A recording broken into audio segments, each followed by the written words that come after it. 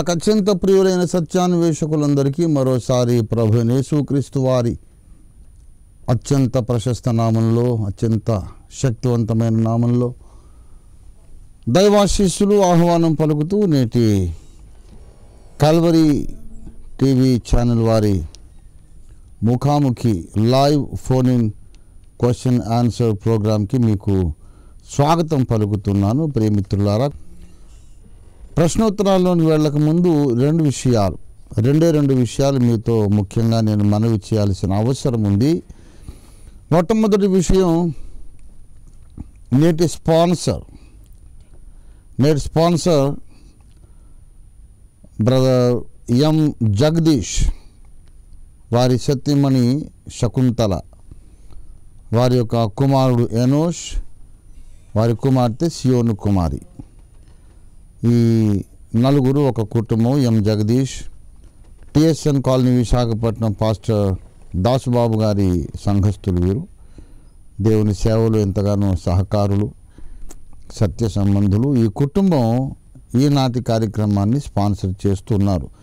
సందర్భం ఏమిటంటే, మొన్న 20వ తారీఖు ఈ జగదీష్ అండ్ శకుంతల వీరిద్దరి వివాహ వార్షికోత్సవ దినం. రేపు 25వ తారీఖు జగదీష్ బాబు యొక్క ఆత్మీయ జన్మదినం, స్పిరిచువల్ బర్త్డే. ఈ రెండు శుభ సందర్భాలను పురస్కరించుకొని ఎం జగదీష్ కుటుంబం, బ్రదర్ ఎం జగదీష్ ఫ్యామిలీ ఈ యొక్క స్పాన్సరింగ్ చేస్తున్నారు. ఈ కార్యక్రమాన్ని స్పాన్సర్ చేస్తున్నారు. వారిని దేవుడు దీవించునుగాక.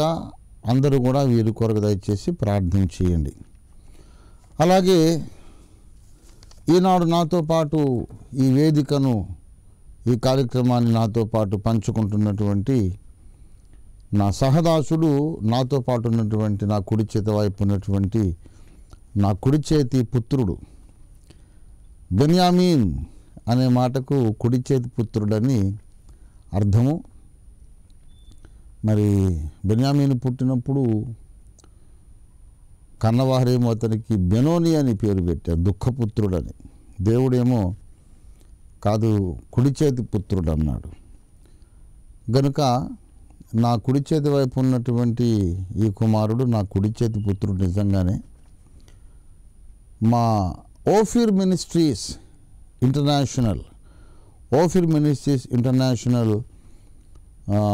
అనే మా సంస్థకు అంతర్జాతీయంగా కోఆర్డినేటర్, మా అధికార ప్రతినిధి, మా authorised representative and coordinator pastor Jonathan Nayak, వారి ప్రియ సతీమణి హదస్సా నాయక్ కూడా ఇవాళ మనతో పాటు ఉండాల్సిన సందర్భం ఉండింది. వస్తారనుకున్నాం. అయితే ఒక అద్భుతమైన విషయం ఏంటంటే, వారు మరొక 2 దినాల్లో అమెరికాకు వెళ్ళబోతున్నారు. ఆ సంబంధమైనటువంటి ఏర్పాట్లో వారు బిజీగా ఉన్నందుచేత సిస్టర్ హదస్సా నాయక్ రాలేకపోయినారు. అయినా వారిని కుటుంబంగా జ్ఞాపకం చేసుకుని వారికి ఒక చక్కని కుమారుడు ఉన్నారు, జర్మయా జషావత్ నాయక్. ఆ కుమారుని పాస్టర్ జోనథన్ నాయక్ని, వారి సతీమణి నా కుమార్తె హదస్సా నాయక్ని అందరూ కూడా మీ ప్రార్థనలో జ్ఞాపకం చేసుకోనండి. ఓఫిర్ మినిస్ట్రీస్ ఇంటర్నేషనల్ అనే పేరు సార్థకం కావడానికి కారణం ఈ ఇద్దరు దంపతులే, pastor Jonathan Nayak and his dear wife Hadassah Nayak. అమెరికాలో 2012 అనుకుంటా కదా బాబు, 2012లో న్యూజెర్సీలో ఓఫిర్ మినిస్ట్రీస్ ఇంటర్నేషనల్ రిజిస్టర్ కావడానికి అక్కడ పైన్స్ మెనోర్ అనే ఒక 5-స్టార్ హోటల్లో కొంతమంది black Americans and white Americans and Indian settlers వారి మధ్యలో గ్రాండ్గా ఇనాగ్రేషన్ జరపడానికి, ఇంటర్నేషనల్ అనే పేరు సార్థకం కావడానికి ముఖ్య కారణం, ఆధారంగా నిలిచినటువంటి దైవజనులు పాస్టర్ జోనథన్ నాయక్. మరి వారిని గురించి ఎన్నో విషయాలు చెప్పాల్సిన అవసరం ఉన్నది. ఓఫిర్ మినిస్ట్రీస్ అనే ఈ యొక్క సంస్థ యొక్క దర్శనానికి 100% కట్టుబడినటువంటి వీర సైనికుడు, committed soldier of Ophir Ministries pastor Jonathan Nayak. మాకొక వ్యూహం ఉన్నది, ఒక కార్యక్రమం ఉన్నది, ఒక ప్రణాళిక ఉన్నది, ఒక సందేశం ఉన్నది. దీనిని ప్రపంచవ్యాప్తంగా తీసుకువెళ్ళాలి అని కరడుగట్టినటువంటి అంకిత భావంతో, పరిశుద్ధాత్మ అభిషేకంతో, దేవ దర్శన వశుడై ముందుకు సాగుతున్నటువంటి ఒక సైనికుడు పాస్టర్ జోనథన్ నాయక్. అలాంటి వారు కొంతమంది ఉన్నారు కనుకనే ఇప్పటి వరకు $1 కూడా లేకుండా, ఏ విదేశీ ధన సహాయం లేకుండా ఇంతవరకు మా సంస్థ విజయవంతంగా ముందుకు సాగింది కనుక వారి కొరకు మనం ప్రార్థన చేద్దాం. ఎవరో లైన్లో ఉన్నారు, ఆల్రెడీ లేట్ అయింది కనుక ఇంకా ఆలస్యం చేయను. ప్రశ్నను స్వాగతిస్తున్నాను. Yes please. హలో అయ్యగారు, నా పేరు ప్రదీప్ అండి. ప్రదీప్, బ్రదర్ ప్రదీప్, ఎక్కడి నుంచి నాయన? మాది పాలకొల్లు అండి, వెస్ట్ గోదావరి డిస్ట్రిక్ట్ అండి. చాలా సంతోషం, చెప్పండి. వెస్ట్ గోదావరి అంటే నాకు చాలా ఇష్టం, అది చాలా బెస్ట్ గోదావరి అనుకుంటాను. చెప్పండి. అయితే నేను ఆత్మీయంగా బాగా బలపడ్డాను అయ్యగారు. ఇది నేటి ద్వారా ఇంకా బాప్తిసం తీసుకోలేదు నేను. అలాగనైనా అయితే మా యూత్ మీటింగ్స్ వాటిలో మాట్లాడాలనే ప్రేరేపణ నాకు ఉంది కొంతకాలంగా దేవుని ద్వారా. అయితే అలా మాట్లాడొచ్చా బాప్తిసం తీసుకోకుండా, లేదంటే తీసుకున్న తర్వాతనే టీచింగ్ స్టార్ట్ చేయాలా ఏంటా అని నాకు డౌట్ ఉంది అయ్యగారు. మంచిది నాన్న. నువ్వు ఏ సంవత్సరం పుట్టావు బాబు? 82 అయ్యగారు నాది. ఓ, చాలా సంతోషం. నేను సేవ ప్రారంభించిన తర్వాత ఫుల్ టైం మినిస్ట్రీకి వచ్చాక 2 సంవత్సరాలకు పుట్టావు నువ్వు. కాబట్టి నాకు కుమారుడితో సమానం. ప్రదీప్ బాబు, నువ్వు నా కొడుకుతో సమానం. కాబట్టి బంగారు కొండలు. నేను చెబుతున్నాను, బాప్తిస్మము పొందే వరకు నీవు రక్షింపబడ్డట్టు లెక్క కానే కాదు. నీవు ఆత్మీయంగా బలపడ్డాను అంటున్నావు. ఆత్మీయంగా బలపడ్డం అనేది నువ్వు ఎన్ని సంగతులు తెలుసుకున్నా నీ రక్షణ జీవితం ఇంకా ప్రారంభమే కాలేదు. దీనికి నీకు నీలాంటి ఆసక్తిపరులైనటువంటి యవనస్తులు అనేక మందికి సహాయకరంగా ఉండేటందుకు నేను ఒక లేఖనం చూపిస్తాను. చూడండి, అపొస్తలుల కార్యాలు 22వ అధ్యాయము 16వ వచనం. అపొస్తలుల కార్యాలు 22:16. గనుక నీవు తడవు చేయుట ఎందుకు? లేచి ఆయన నామమును బట్టి ప్రార్థన చేసి బాప్తిస్మము పొంది నీ పాపములను కడిగి వేసుకొనుమని చెప్పాను. ఇది అననీయ తార్సువాడైన సౌలుకు చెబుతున్న మాట. సౌలు చాలా భక్తిపరుడు, ధర్మశాస్త్రములో చాలా ప్రవీణుడు, దేవుని వాక్యాన్ని బాగా ఎరిగినవాడు, భక్తిపరుడు, ధర్మశాస్త్రం వల్లనే నీతి విషయంలో అనింద్యుడు. అంతేకాదు, ప్రభు అయిన యేసును ముఖాముఖి దమస్కుకు వచ్చే త్రోవలో చూశాడు, నేరను పడ్డాడు, ప్రభువాని ఎవడవని అడిగాడు. మరి వచ్చిన తర్వాత కూడా తిన్నని దనబడిన వీధిలో అక్కడ పౌలు ప్రార్థన చేసుకుంటూ దేవుని దర్శనాన్ని చూశాడు, మళ్ళీ దేవుని స్వరాన్ని విన్నాడు. ఇన్ని అనుభవాలు ఉన్నా కూడా ఇక్కడ 16వ వచనంలో అననీయ అంటున్నాడు, నీ పాపములను కడిగి వేసుకొనుము అన్నాడు. ఓ సౌలా, నీవు తడవు చేయటం ఎందుకు? నువ్వు లేచి ప్రార్థన చేసి బాప్తిస్మము పొంది నీ పాపాలు కడిగేసుకో. అంటే యేసు ప్రభువును ముఖాముఖి చూసినా కూడా ఇంకా పాపాలు మాత్రం ఆయన నెత్తి మీద ఉన్నాయి. కనుక బాప్తిస్మము పొందినప్పుడే మన పాపాలు కడగబడతాయి. అంతకుముందు మనకు విశ్వాసం ఉండొచ్చు, మరి మనం ఎంతైనా ప్రభువుకు అంకిత భావంతో ప్రభువుకు సమర్పితులుగా ఉండొచ్చు, ఆయన సమర్పితులుగా మనం జీవించవచ్చు, అయినా మనకు ఇంకా రక్షణ అనేది లేదు అనే అర్థం. 1 పేతురు పత్రిక 3వ అధ్యాయము 21వ వచనం. దానికి సాదృశ్యమైన బాప్తిస్మము ఇప్పుడు మిమ్మును రక్షించుచున్నది. ఇది ఒక ప్రదీప్ బాబు కొరకు మాత్రమే కాదు, నేను 50 మంది క్రైస్తవ సమాజం కొరకు చెబుతున్నాను. మరి హెబ్రీ పత్రిక 5వ అధ్యాయము 9వ వచనం, 9-10 వచనాలు. యేసుక్రీస్తు ప్రభువారు తనకు విధేయులైన వారికి అందరికీ నిత్య రక్షణకు కారకుడాయను. ఎవరైతే యేసు ప్రభువారి మాటకు లోబడలేదో, ఎవరైతే బాప్తిస్మం పొందలేదో, బాప్తిస్మం పొందుడి అనేది యేసయ్య ఆజ్ఞ కనుక బాప్తిస్మం ఎవరు పొందలేదో వారు యేసుకు అవిధేయుల కింద లెక్కకు వస్తారు. వారు యేసు అంటే చాలా ఇష్టపడి ఉండొచ్చు, యేసును ఆరాధించవచ్చు, కానుకలు ఇవ్వచ్చు, బైబిల్ చదవచ్చు, కానీ బాప్తిస్మం పొందనంత వరకు అవిధేయుల జాబితాలు ఉంటారు. కనుక భక్తిగల క్రైస్తవ యువతీ యువకులారా, తప్పనిసరిగా మీరు బాప్తిస్మం పొందాలి. నమ్మి బాప్తిస్మము పొందువాడు రక్షింపబడతాడు, నమ్మని వానికి శిక్ష విధింపబడును. కానీ నమ్మిన వానికి రక్షణ అని లేదు, నమ్మని వానికి శిక్ష విధింపబడును అన్న ప్రభువు నమ్మని వానికి శిక్ష అన్నాడు, నమ్మిన వానికి రక్షణ అని ఊరుకోలేదు. నమ్మి బాప్తిస్మము కూడా పొందిన వానికి మరి రక్షణ ఇస్తానన్నాడు. కనుక బాబు ముందు రక్షణ తీసుకోండి. నీటి బాప్తిస్మము రక్షణ కొరకు అవసరము. ఎందుకు అంటే బాప్తిస్మం పొందని వాళ్ళందరూ ఇంకా దేవుని మాటకు లోబడలేదు అని దేవుడు లెక్క రాసుకుంటాడు. కనుక అవిధేయుల జాబితాలు ఉండి మనం ఎంత భక్తిగా ఉంటే ప్రయోజనమే ఉంది. కనుక మొదట బాప్తిస్మం పొందండి, తర్వాత మీలో నిజమైన రక్షణ కార్యము ప్రారంభమైన తర్వాత మీ మనస్సాక్షి కూడా మీకు క్లియర్గా ఉంటుంది.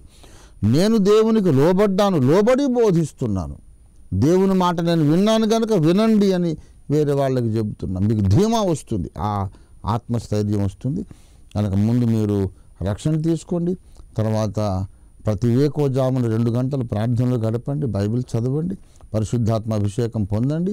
మీరు ఒక తిమోతిలాగా వాడబడాలని, తిమోతి తీతుల వలె మీరు దేవుని చేత వాడబడి ఉపయోగించబడి ఫలించాలని మనసారా ఆశీర్వదిస్తున్నాను. ఇంతటితో ఈ యొక్క సమాధానం ముగిస్తున్నాను. ప్రదీప్ బాబు ఓకేనా?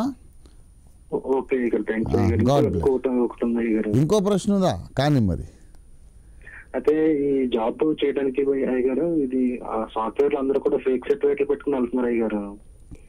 ఎన్నైనా సాఫ్ట్వేర్ అందరూ కూడా మినిమం 2 years ఫేక్ సర్టిఫికేట్ పెడితే కానీ జాబ్ లేదు అయ్యగారు. అందరూ అలా వెళ్తున్నారు. నాకేమో అది మనసు తప్పక ఆ విధంగా నేను వెళ్ళకపోతే ఉండిపోయాను జాబ్ లేకుండా. అచ్చా సరే. అయితే నా మనస్సాక్షి ఏమో దానికి ఒప్పుకోలేదు. అయితే ప్రదీప్ బాబు, ఫేక్ సర్టిఫికేట్లు పెట్టుకోవడము మంచిదా కాదా అనే సంగతి ఇంత పబ్లిక్గా మనం మాట్లాడుకోవడం అనేది అంత క్షేమాభివృద్ధికరం కాదు. కానీ ఒక క్లూ ఇస్తాను మీకు, ఒక క్లూ ఏంటంటే, when there is no justice in the rule, there is justice in breaking the rule. అర్థమైందా? You are educated, you understand it. If there is no justice in the rule, there is justice in breaking the rule. కాబట్టి దీన్ని బట్టి నువ్వు ముందుకు వెళ్ళిపో. దేవుడు నేను దీవించుగాక. ఆమేన్. God bless.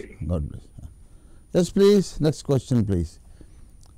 డెస్క్లో ఉన్నవారు రిలీజ్ చేయండి. ఈ లోపుగా ఒక విషయం విన్నవిస్తాను. రేపు 26వ తారీఖు సందర్భంగా ఓఫీర్ మినిస్ట్రీస్ ప్రతినిధులు, సభ్యులు అందరూ కూడా మొత్తం ఎన్ని చోట్లయితే వందలాది స్థలాల్లో మా సంఘాలు, మా సంఘ శాఖలు ఉన్నాయో అన్ని స్థలాల్లో కూడా జెండా వందనం ఆచరిస్తాము. కనుక నా శిష్యులు, నా అనుచరులు, నా సహకారులు, అభిమానులు అందరికీ పిలుపునిస్తున్నాను. రాష్ట్రీయ క్రైస్తవ పరిషత్ ఆధ్వర్యంలో ప్రతి పౌరుడు, ఆర్కేపీ సభ్యుడైనటువంటి ప్రతి పౌరుడు కూడా తప్పక మరి ఆగస్టు 15 ఇండిపెండెన్స్ డే, జనవరి 26 రిపబ్లిక్ డే, ఈ 2 జాతీయ పర్వదినాల సందర్భంగా తప్పక జాతీయ పతాకాన్ని ఆవిష్కరించి నమస్కరించి దేశభక్తిని తప్పక చాటుకోవాలి. ఇది నా పిలుపు. ఇది అనేక సంవత్సరాలుగా మేము చేస్తూ ఉన్నాం. ఈ యొక్క సంఘటనల్ని మా కళ్ళారా చూస్తున్నాం. నెట్లో కూడా అప్లోడ్ చేశాం, మీరు చూసుకోవచ్చు. ఓఫీర్ మినిస్ట్రీస్ ఇండిపెండెన్స్ డే సెలబ్రేషన్స్ అని మీరు టైప్ చేస్తే వెంటనే మీకు ఆ పేజ్ ఓపెన్ అవుతుంది. వందల సంఖ్యలో ప్రతి స్థలంలో కూడా 2 తెలుగు రాష్ట్రాల్లో కూడా, ఇటు తెలంగాణ అటు ఆంధ్ర 2 రాష్ట్రాల్లో కూడా ఆర్కేపీ పక్షంగా మేము జెండా వందనం ఆచరించడమే కాదు, పీస్ ర్యాలీ మేము నిర్వహిస్తాము, మత సామరస్యం కొరకు మేము కృషి చేస్తామని మళ్ళీ మేము పునః ప్రతిష్ఠ చేసుకుంటాం. రోగులకు ఉచితంగా పాలు, పండ్లు ఇటువంటివి మేము పంపిణీ చేస్తాం. ఇలా అనేక సామాజిక క్షేమకరమైనటువంటి అభివృద్ధికరమైన కార్యక్రమాలు మేము చేస్తాం. అయితే ఒక విషయం గమనించాలి, సాధ్యమైనంత వరకు ఇదే నా ప్రకటన, నా అనుచరులందరికీ కూడా, శిష్యులందరికీ ఇది నా పిలుపు, క్లారిఫై చేస్తున్నా. సాధ్యమైనంత వరకు జిల్లా కేంద్రాలలో పెద్ద గుంపు కనబడడానికి ఆ జిల్లాలో ఉన్న ఆర్కేపీ కార్యకర్తలందరూ కూడా డిస్ట్రిక్ట్ హెడ్ క్వార్టర్స్లో జరిగే కార్యక్రమానికి హాజరు కండి. అంత దూరం మేము వెళ్ళలేము, ముసలి ముతక స్త్రీలు, చంటిపిల్లల తల్లులు ఇలాగ మేము ఉన్నాము, మేము ఆరోగ్య కారణాల వల్ల మేము వెళ్ళలేము అంత దూరం అనుకున్న వాళ్ళు మాత్రం ఉన్న ఊళ్ళో ఉండిపోయి ఊరికనే ఉండకుండా ఆ సమయానికి మీరున్న స్థలంలో కూడా జాతీయ జెండాను ఆవిష్కరించి జెండా వందనం ఆచరించండి. అవకాశం ఉన్నంత వరకు ప్రతి జిల్లాలో ఉన్న ఓఫిర్ మినిస్ట్రీ సభ్యులందరూ జిల్లా కేంద్రానికి వెళ్ళాల్సిందే. అంత దూరం వెళ్ళలేము, మాకు చేత కాదు అనుకున్న వాళ్ళు ఇంట్లో ఉండిపోయినప్పుడు దేశమంతా జెండా వందనం ఆచరిస్తుంటే మీరు ఊరికే ఇంట్లో పడుకునే బదులు మీరు కూడా దేశభక్తి చాటుకోండి. మీరున్న స్థలంలో మీరు కొద్దిమందిగానైనా చేయటం తప్పు కాదు, ఒక 9-10 మంది అయినా జెండా వందనం ఆచరించవచ్చు. క్రైస్తవులమైన మనం దేశభక్తులమే, మనమేం దేశద్రోహులం కాదు అనే విషయాన్ని అందరికీ చాటించాల్సిన అవసరం ఉంది. కాబట్టి మనం జెండా వందనం ఆచరిస్తే మన పిల్లలు దేశభక్తులుగా ఎదుగుతారు, మనం చూసేవారు కూడా దేశభక్తి నేర్చుకుంటారు. నేను చెప్పేది ఏంటంటే వేదములను గౌరవించడమే దేశమును గౌరవించడం. దేశభక్తి వేదభక్తి అవుతుంది, వేదభక్తి యేసుభక్తి అవుతుంది. ఇది ఆర్కేపీ నినాదం. Yes please. Praise the Lord అండి. ఎక్కడి నుంచి మాట్లాడుతున్నారండి? గుంటూరు జిల్లా నర్సరావుపేట నుంచి అండి. చాలా సంతోషం. మీ పేరండి? నా పేరు జాన్ స్టాలిన్ అండి. John Stalin. Stalin garu, welcome to the program brother Stalin. చెప్పండి. బ్రదర్, ఈ బాప్తిజం ఇచ్చే యోహాను మరి యేసు ప్రభుని చూసి దేవుని గొర్రెపిల్ల అని చెప్పాడు కదండి. అవును కదా. మరి అతనే మళ్ళీ తర్వాత ఎందుకు అనుమానపడ్డాడండి? మరి మేము ఇంకో వేరే వ్యక్తి కోసం చూడాలా అనే విషయంలో. అదేనా మీ ప్రశ్న? అయిపోయిందా బ్రదర్? అదొకటండి. ఇంకొకటి, మరి ఇప్పుడు పరలోక రాజ్యానికి ప్రభు అని ప్రతివాడు వెళ్ళడు అని ఉంది కదండి. అవును కదా. అయితే మరి ఇప్పుడు దేవుని నమ్ముకొని బాప్టిజం తీసుకొని మనం దేవునిలో ఉంటున్నా కూడా సహజంగా మానవులుగా మనం కొన్ని తప్పులు జరుగుతూ ఉంటాయి కదండి. అవును. మరి అలా జరిగినప్పుడు అంటే మరి అది పోని వ్యక్తి ఎవరండి? అంటే జనరల్ గా ప్రభు అని ప్రతివాడు పోరు అని చెప్పి చెప్పబడింది కదా. మరి అంటే కొద్దిగా క్లారిఫై చేస్తారా? తప్పకుండా చేస్తాను. రెండు ప్రశ్నలు కదా బ్రదర్ స్టాలిన్ గారు. అవునండి. మంచిది, ఆలకించండి. మొట్టమొదటి విషయం, లూకాసు వార్త 7వ అధ్యాయంలో, మీ దగ్గర సౌండ్ తక్కువ చేయండి బ్రదర్, మీ టీవీ సౌండ్ తగ్గించండి, రీసౌండ్ వస్తుంది. లూకాసు వార్త 7వ అధ్యాయంలో మరి యోహాను భక్తుడు యేసు ప్రభు వారిని గూర్చి అడిగి పంపించాడు. దయచేసి 19వ వచనం 7-19. అంతటా యోహాను తన శిష్యులో 2 పిలిచి, రాబోవు వాడవు నీవేనా, మేము మరి ఒకరి కోసం కనిపెట్టవలెనా అని అడుగుటకు వారిని ప్రభువుని వద్దకు పంపెను. కనుక ఈ సందర్భాన్ని మీరు అడుగుతున్నారు, దీనికి మొదట సమాధానం ఇస్తాను. యోహాను భక్తుడు ఎందుచేత ఈ సందేహాన్ని వ్యక్తం చేశాడు అంటే, దానికి మొదటి కారణం చెప్పుకోవాల్సింది ఏంటంటే, ఇక్కడ ఎంతటి మహాభక్తుడైనా ఒక సందర్భంలో బలహీనపడతాడు, బలహీనపడే అవకాశం ఉన్నది, బలహీనపడే అవకాశం లేనే లేదు అన్నటువంటి అతి బలవంతుడైన భక్తుడు ఉండడు, మానవుడే అనే ఒక ఫ్యాక్ట్ని డిస్ప్లే చేయడానికి దేవుడి సంగతి రాయించాడు. అయితే బాప్తిస్మం ఇచ్చే యోహాను, జాన్ ద బ్యాప్టిస్ట్కు ఉన్నటువంటి పర్సనల్ రీజన్ ఏమిటో నేను చెబుతున్నాను. మొట్టమొదటి విషయం, యోహాను భక్తుడు యేసు ప్రభు వారిని పరిచయం చేసిన తర్వాత అతని పని అయిపోయింది కనుక దేవుని అనుమతిని బట్టి హేరోదు రాజు అతన్ని చెరసాల్లో వేయించాడు. యోహాను చెరపట్టబడిన తర్వాత యేసు ప్రభు వారి యొక్క పరిచర్య ప్రారంభం అయిపోయింది. యేసు ప్రభు వారు అసలు బోధ ప్రారంభించిందే ఎప్పుడయ్యా అంటే యోహాను చెరపట్టబడిన తరువాత అని చాలా తేటగా బైబిల్ చెబుతుంది. మార్కు సువార్త మొదటి అధ్యాయం 14వ వచనం, యోహాను చెరపట్టబడిన తరువాత యేసు కాలము సంపూర్ణమై ఉన్నది, మారు మనస్సు పొంది సువార్త నమ్ముడని చెప్పుచు ఆయన పరిచర్య ప్రారంభించాడు. గనుక యేసును పరిచయం చేయడమే యోహానుకున్నటువంటి పరిచర్య. 6 నెలలు బోధించాడు. యేసు వచ్చినప్పుడు అందరికీ పరిచయం చేశాడు. ఇక అతను వెళ్ళిపోయే కాలం వచ్చేసింది.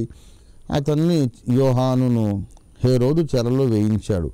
అయితే యోహాను అనుకున్నాడు, యేసు ప్రభు వచ్చి నన్ను చెరలో దర్శిస్తాడేమో, లేక కనీసం కలలోనైనా దర్శనమిస్తాడేమో, ఆయనకు అవకాశం లేకపోతే 2 శిష్యులనైనా పంపి, భయపడకు యోహాను, నువ్వు నా దాసుడవు, నేను నీ పక్షంగా ఉన్నాను, పరలోక రాజ్యంలో నీకు బహుమానం గొప్పది అనైనా ఏదైనా సంప్రదింపులు, ఏదైనా పరామర్శ ఉంటుందేమోనని ఎదురు చూశాడు.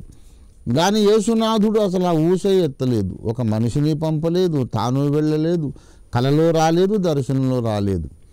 ఆయన కొరకు నేను ఇంత రిస్క్ తీసుకొని, నీతి కొరకు, పరిశుద్ధత కొరకు నేను రాజును ఎదిరించి నేను ఇలాగ చెరలో పడ్డాను, కనీసం నన్ను పట్టించుకోలేదే అని ఆలోచించుకొని కొంచెం విశ్వాసంలో బలహీనపడ్డాడు. కనుక మనం అనుకున్నట్లు దేవుడు స్పందించనప్పుడు, మనం అనుకున్న సమయంలో దేవుడు రియాక్ట్ కానప్పుడు, ఇంటర్ఫియర్ కానప్పుడు, మనం కూడా అప్పుడప్పుడు దేవుని మీద సనగడం, అనుమానించడం చేస్తూ ఉంటాం. అంత మాత్రాన ఆయన ఏమి నరకానికి వెళ్ళిపోలేదు. పరలోక రాజ్యములో తప్పక మనము జాన్ ద బాప్టిస్ట్ని చూస్తాం. తర్వాత రెండవ విషయం ఏమిటంటే, ఎవరు ప్రభువా అని పిలిచిన ప్రతివాడు పరలోక రాజ్యానికి వెళ్ళడు అని అన్నారు కదా, మరి వెళ్ళకుండా తప్పిపోయే వాళ్ళు ఎవరు అని అడిగారు. దానికి మొదటి యోహాను పత్రిక 5వ అధ్యాయము 16-17 వచనాలు మీరు చూడాలి. మొదటి యోహాను 5:16-17 వచనాలు. తన సహోదరుడు మరణకరము కాని పాపము చేయగా ఎవడైనను చూచిన ఎడల అతడు వేడుకొను, అతని బట్టి దేవుడు మరణకరము కాని పాపము చేసిన వారికి జీవము దయచేయును, మరణకరమైన పాపము కలదు. అట్టి దానిని గూర్చి వేడుకొనవలనని నేను చెప్పుటలేదు. సకల దుర్నీతియు పాపము, అయితే మరణకరము కాని పాపము కలదు. మరణకరమైన పాపము ఒకటి ఉన్నది.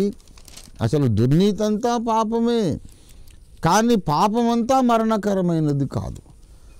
మారు మనసు పొందటానికి, క్షమాపణ పొందటానికి అవకాశం ఉన్నటువంటి పాపములే ఎక్కువ భాగం. ఒకటేదో ఉన్నది, అది మరణకరమైన పాపం, అందులోంచి రికవరీ లేదు. ఆ పాపం చేసిన వాడి కొరకు మనం అందరూ వేచి ప్రార్థన చేసినా వాడికి రక్షణ ఉండదు. అంత ఘోరమైన మరణకరమైన పాపం ఏమిటి అంటే, దావీదు రాజు వ్యభిచారం చేశాడు, రక్తాపరాధము తన మీద వేసుకున్నాడు. ఈ రెండింటిని దేవుడు క్షమించాడు. సంసోను కూడా మరి స్త్రీలోలుడైనాడు. భార్య కాక మరొక స్త్రీకి తాను మరి కనెక్ట్ అయ్యాడు, కలిసి సంబంధం పెట్టుకున్నాడు.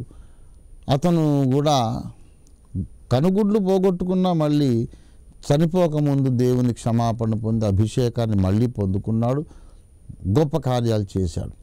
మరి ఈ మరణమును తెచ్చిపెట్టే పాపం ఏమిటి? మరణకరమైన పాపం ఏంటి? వ్యభిచారాన్ని దేవుడు క్షమించినప్పుడు రక్తాపరాధమును క్షమించినప్పుడు అంతకన్నా ఘోరమైనది ఏమిటి అంటే క్షమించడానికి ఆధారం, దేవుడు మనకు క్షమాపణ ఇవ్వటానికి ఆధారం యేసయ్య రక్తం. ఆ రక్తమునే మనము తృణీకరించడం, ఇది మరణకరమైన పాపం. హెబ్రీ పత్రిక చూడండి 10వ అధ్యాయం, హెబ్రీ పత్రిక 10వ అధ్యాయం, the book of Hebrews 10th chapter 29th verse please. ఇట్లుండగా దేవుని కుమారుని పాదములతో త్రొక్కి తాను పరిశుద్ధపరచబడుటకు సాధనమైన నిబంధన రక్తమును అపవిత్రమైనదిగా ఎంచి కృపకు మూలమగు ఆత్మను తిరస్కరించిన వాడు ఎంత ఎక్కువైన దండనకు పాత్రుడుగా ఎంచబడినని మీకు తోచును అన్నాడు. వీళ్ళు రక్షణ పొందని వాళ్ళు కాదు. 26 చూడండి, హీబ్రూ 10:26, హీబ్రూస్ ఎపిజిల్ 10:26. మనము సత్యమును గూర్చి అనుభవ జ్ఞానము పొందిన తరువాత బుద్ధిపూర్వకంగా పాపము చేసిన ఎడల అన్నాడు. గనుక ప్రియులారా, సత్యాన్ని గూర్చి అనుభవ జ్ఞానము పొందిన తరువాత మళ్ళీ బుద్ధిపూర్వకంగా ఈ పాపం చేస్తారట. ఏం యేసు, ఏం రక్తం, నాకు అక్కర్లేదులే, ఏం శిలువ యజ్ఞం అని రక్తమునే తృణీకరించే వాళ్ళు ఉంటారట. హెబ్రీ పత్రిక 3వ అధ్యాయము 12వ వచనం, సహోదరులారా అంటే నాతో పాటు కడుపున పుట్టిన వారిలారా అని అర్థం కదా. మై బ్రదర్స్, మై బ్రదర్ అంటే రక్షణ పొందిన వారులారా అని అర్థం. అంటూ జీవము గల దేవుణ్ణి విడిచిపోవునట్లు విశ్వాసము లేని దుష్ట హృదయం మీలో, సహోదరులైన మీలో ఎవరి ఎందైనా ఉండునేమోనని జాగ్రత్తగా చూచుకొనుడి అన్నాడు.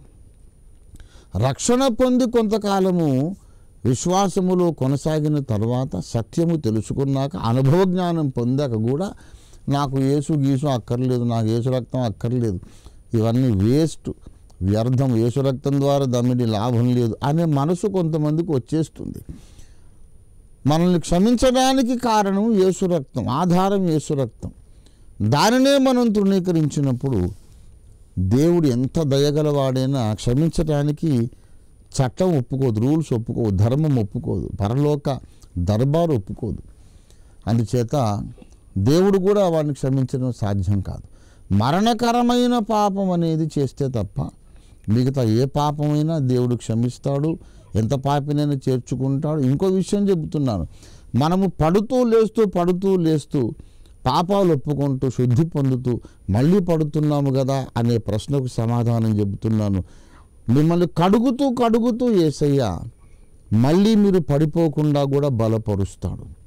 చచ్చిపోయేదాకా, రాకళ్ళు ఎత్తబడేదాకా ఇదే వ్యవహారం ఉంటుంది అనుకోకండి. చిన్న పిల్లవాడు నడక నేర్చుకునేటప్పుడు పడతాడు, లేస్తాడు. కొంతకాలం అయ్యాక అసలు పడకుండా పరిగెత్తడా? అలాగే ఆత్మీయ జీవితంలో కూడా యేసు ప్రభువారు మనకు పరుగు నేర్పిస్తాడు. నడక నేర్చుకునేటప్పుడు ఆయన మనల్ని క్షమిస్తాడు. ఎట్టి పరిస్థితుల్లోనూ మనము గనక నిజముగా పశ్చాత్తాపడితే యేసు క్షమించలేని పాపము లేనే లేదు. యేసు రక్తమునే తృణీకరిస్తే క్షమాపణకు ఆస్కారం ఉండదు. ఇది సమాధానం. మీకు అర్థమైందనుకుంటున్నాను. Over to the next question. Yes please. Praise the lord. చెప్పండి brother. Praise the lord. Praise the lord అయ్యగారు. పౌలు నడుకు నుంచి పౌలు గారు మళ్ళీ వచ్చారా? చెప్పండి అయ్యగారు. కలవట్లేదు అయ్యగారు, అందుకని 2 వారాలు మాట్లాడలేకపోయాను. అలాగా? మీరు మాత్రం నాకు ప్రతిరోజు కనబడుతున్నారు. చెప్పండి. అయ్యగారు, పంది మాంసం తినొచ్చు అయ్యగారు? అంటే నాకు కాదు, వేరే నేను తినను. నన్ను కొంతమంది అడుగుతూ ఉన్నారు, క్రిస్టియన్స్. మంచిది. ఇదొక్కటే కదా మీ ప్రశ్న పౌల్ గారు? ఇంకా ఉండి అయ్యగారు ఒకటి అడుగుతాను. సార్, ఇప్పుడు ఒకటి అడిగారు కదా, దాని విషయం నేను చెబుతాను. కొత్త నిబంధన, సరే ఇది చెప్పినా కదా అడగండి. క్రొత్త నిబంధన క్రైస్తవులకు భోజన విషయములో నిషేధం అనేది లేదు. భోజనము విషయములో కొత్త నిబంధన క్రైస్తవులకు భోజనము ద్వారా పాపపుణ్యములు అంటవు. మొట్టమొదటి మాట చూడండి, మీరే చూడండి. మార్కు సువార్త 7వ అధ్యాయము 18వ వచనంలో యేసయ్య మాటలు వినండి. ఆయన వారితో ఇట్లనెను, మీరును ఇంత అవివేకులై ఉన్నారా? వెలుపలి నుండి మనుషుని లోపలికి పోవునది ఏదియూ వానిని అపవిత్రునిగా చేయజాలదని మీరు గ్రహింపకున్నారా? అది వాని హృదయములో ప్రవేశించక కడుపులోనే ప్రవేశించి బహిర్భూమిలో విడువబడును. ఏదన్నా తింటే నోట్లో ముద్దు పెట్టుకొని అది హృదయంలో పడదు కదా, కడుపులో పడుతుంది, బహిర్భూమిలో బయటికి వెళ్ళిపోతుంది. గనుక అది భోజన పదార్థములను పవిత్రపరచును మన జీర్ణ వ్యవస్థ. అంతేగాని మనకు ఆత్మకు పాపం అంటదు. దీన్ని బట్టి భౌతికంగా తినే పదార్థాన్ని బట్టి ఆత్మకు పాపం ఉంటదు అనే సంగతి యేసు ప్రభువు వారు చెప్పారు. అలాగే హెబ్రీ పత్రిక 13వ అధ్యాయము 9వ వచనం చూడండి. నానా విధములైన అన్యబోధల చేత త్రిప్పబడకుడి, భోజన పదార్థములను బట్టి కాక కృపను బట్టి మన హృదయమును స్థిరపరచుకొనుట మంచిది. 1 కొరింథీ పత్రిక కూడా చూడండి, 8వ అధ్యాయము 8వ వచనం. చాలా గుర్తుంచుకోవడానికి సులభమైనటువంటి రెఫరెన్స్ ఇది. 1 కొరింథీ 8:8. భోజనమును బట్టి దేవుని ఎదుట మనము మెప్పు పొందము. మీ బైబిల్లో దాన్ని మంచిగా రెడ్ మార్క్తో దాన్ని మీరు అండర్లైన్ చేసుకొని మార్కర్తో మీరు అండర్లైన్ చేసుకొని పెట్టుకోండి. భోజనమును బట్టి మనము మెప్పు పొందము. మనము తినకపోయినందున మనకు తక్కువ లేదు, తిన్నందున ఎక్కువ లేదు. ప్రియ మిత్రులారా, రేపు క్రీస్తు న్యాయపీఠం ముందు యేసు ప్రభు ఎవరినైనా పిలిచి, బలా నమ్మకమైన మంచి దాసుడా, నువ్వు జీవితకాలం ఒక్కసారి కూడా పోర్కు తినలేదు కనుక ఇదిగో నీకు నీసు కిరీటం అని ఎవడికి ఇవ్వడు. ఆయన ఇచ్చేది నీతి కిరీటమే కానీ మాంసం కొరకు ఇచ్చేది నీసు కిరీటం, ఆ కిరీటం ఇవ్వడు ఆయన. కనుక భోజనం అనే దాని మీద అసలు దృష్టే పెట్టొద్దు. నన్ను అడిగితే నేను చెబుతున్నాను, అన్నిటికంటే సర్వశ్రేష్టమైనది ఆకుకూరలు, కాయగూరలు. మన శరీరానికి అది చాలా మంచిది. నాన్ వెజ్ అనేది అవాయిడ్ చేయడం చాలా మంచిది. అయితే దాని వలన మనకు పాప పుణ్యాలు అంటావు. ఒక్కొక్క దేశంలో ఒక్కొక్క రకమైనటువంటి ఆహారపు అలవాట్లు ఉంటాయి. ఆహారమును బట్టి మనకు పాపం అంటదు, పుణ్యము కూడా రాదు. మీకు ఏది ఇష్టమో అది తినండి. సాధ్యమైనంత వరకు మీరు శాకాహారమే తీసుకోవడం సర్వశ్రేష్టమైన విషయం. ఆంగ్లేయులు, యూరోపియన్స్, ఆ మ్లేచ్ఛ జాతుల వాళ్ళు కూడా బాగా మాంసం లేనిది అసలు పూట గడవని వాళ్ళు కూడా ఈ రోజుల్లో కనిపెట్టారు. అసలు వెజిటేరియన్ ఫుడ్డే చాలా మంచిదని చాలామంది వెస్టర్నర్స్ కూడా వెజిటేరియన్ ఫుడ్ కొరకు ఇప్పుడు ప్రిఫర్ చేస్తున్నారు. కాబట్టి ప్రియులారా, నేను చెప్పేది ఏంటంటే పోర్క్ తినాలని, ఇంకోటి బీఫ్ తినాలని, మటన్ తినాలని కాదు నేను చెప్పే విషయం. అది మీకు ఇష్టమైతే తినండి, లేకపోతే మానేసేయండి, ఒట్టి పప్పుచారే తినండి. కానీ పాప పుణ్యాలకు దానికి సంబంధం లేదు. అది నేను చెప్తున్నమాట. ఓకే బ్రదర్, ఇంకేదో ప్రశ్న అన్నారు? 85వ కీర్తన 10వ వచనం. 85వ కీర్తన 10వ వచనం చదవండి నాయన. కృపా సత్యము కలుసుకునేవి, నీతి సమాధానాలు ఒకదానికొకటి ముద్దు పెట్టుకున్నవి. అవును, ఆమె వచ్చిందని కొంచెం వివరించలేదు. నా ఉద్దేశం ఏంటంటే పౌలు గారు, మీరు దీని మీద మీకు చాలా సమాచారం ఉన్నది, చాలా ప్రసంగాలు విన్నారు. మీకు అవకాశం ఇస్తే, మీటింగ్ పెట్టి మైక్ ఇస్తే మీరే ఈ వచనం మీద అద్భుతమైన ప్రసంగం చేయగలరు అని నాకు తెలిసిపోయింది. మీరు సామాన్యులు కాదు. మరి మీరు చక్కగా మీరు వాక్యం ఎరిగిన వాళ్ళు, మీకు తెలుసు కూడా. మీరు నన్ను అడుగుతున్నారు కొన్నిసార్లు, పెద్దలు చిన్నపిల్లల్ని అడుగుతారు, జానీ జానీ వాడి పప్ప చెప్పురా నాయన, ట్వింకిల్ ట్వింకిల్ లిటిల్ స్టార్ చెప్పమని. పెద్దోళ్ళకు రాక కాదు, ఈ బుడ్డోడు చెబితే చూసి సంతోషిద్దామని అడుగుతారు. ఆ రకంగా కూడా చాలామంది నన్ను అడుగుతున్నారు ప్రశ్నలు. నేను చెబుతాను, మీకు తెలుసు కానీ మరి నేను చెప్పేది కరెక్టో కాదో మీరు చెప్పండి. ఇప్పుడు ఇక్కడ మీరు ఇదివరకే దీని మీద కొన్ని ప్రసంగాలు చేశారు, అవునా కదా? ఏమండి చేశారు, మీరు కరెక్ట్గానే చెప్పారు. నేను అవునవును, నాకు తెలుసుగా మీ జ్ఞానం ఎంతో తెలుసు కాబట్టి నేను చెబుతున్నాను. మీరు మంచి ప్రసంగాలు దీని మీద చేశారు. ఇక్కడ ఏంటంటే వెరీ సింపుల్. మరి కృపాసత్యములు కలుసుకొనినవి అనేది ఎందుకంటే ఇది నేను మొదటిసారి చెబుతున్నటువంటి మర్మం ఏమీ కాదు. నాకన్నా ప్రాచీనులు చాలామంది పెద్దవాళ్ళు దీని మీద అద్భుతమైన ప్రసంగాలు చేశారు, నేను కూడా చేశాను. కృపయు సత్యమును కలిసి కొనినవంటే కొంతకాలం అవి ఎడముఖం పెడముఖంగా ఉన్నవన్నమాట. కృప దేవునిలో ఉన్నది, సత్యము దేవునిలో ఉన్నది. కానీ కృపకు సత్యానికి అంగీకారం లేదు. కృప అంటుంది క్షమించేద్దాంలే, మానవుడు బలహీనుడు కదా, క్షమించేద్దాం ఉంటుంది కృప. దేవుని హృదయంలోనే ఒక సంఘర్షణ, సత్యం అనేది ఉంది. ఆ సత్యం ఏమంటుందంటే ససేమిరా వీలు లేదు. దోషిని క్షమించడం ఏమిటి? క్షమించే మాట అయితే ఆజ్ఞ ఇవ్వడం దేనికి? ఆజ్ఞ ఇవ్వడం దేనికి? ఉల్లంఘిస్తే శిక్షిస్తారని బెదిరింపు చెప్పడం ఏంటి? చివరికి వచ్చి మళ్ళీ పోనులే కటాక్షిద్దాం, కనికరిద్దాం, వదిలేద్దాం అనడం ఏంటి? ఆ లెక్కన అసలు మాటే చెప్పకుండా ఉండాలి. సత్యం అనేది లేదా? సత్యం ఉంటే దానికి అన్నమాట కట్టుబడి ఉండాలి అంటుంది సత్యం. కృప అంటుంది ఏంటంటే మరి ఎంత కఠినమైతే ఎలాగా, వాడు సృష్టింపబడిన వాడే కానీ వాడు సృష్టికర్త కాడుగా, వాడంత బలవంతుడు కాడు, బలహీనుడు పాపం పోని అంటుంది కృప. కనుక కృపయు సత్యం ఒకదానికొకటి ఎడముఖంగా పెడముఖంగా ఉన్నాయి. ఈ ఎడముఖం పెడముఖంగా ఉన్నటువంటి ఈ రెండు దైవ లక్షణములు, దేవుని వ్యక్తిత్వపు దినుసులు రెండు కలుసుకునే టైం వచ్చింది. ఎప్పుడంటే కన్య మరియమ్మ గర్భము ద్వారా దేవకుమారుడు నరావతారం ఎత్తినప్పుడు ఆయనలో కృపయు సత్యము రెండు కలుసుకొని, కృపయు సత్యమును రెండును ఏకమై యేసుక్రీస్తులో నివసించినవి. మరి కృపయు సత్యము రెండు యేసులో ఎలాగూ ఏకమైనవంటే, యేసు ప్రభువులో సత్యము శాంతించింది, దేవుని న్యాయము శాంతించింది, సంతోషించింది. పాపము అంటూ జరిగితే శిక్ష విధించబడాల్సిందే, తప్పదు తప్పదు అని భీష్మించుకున్నది సత్యం అనే దినుసు.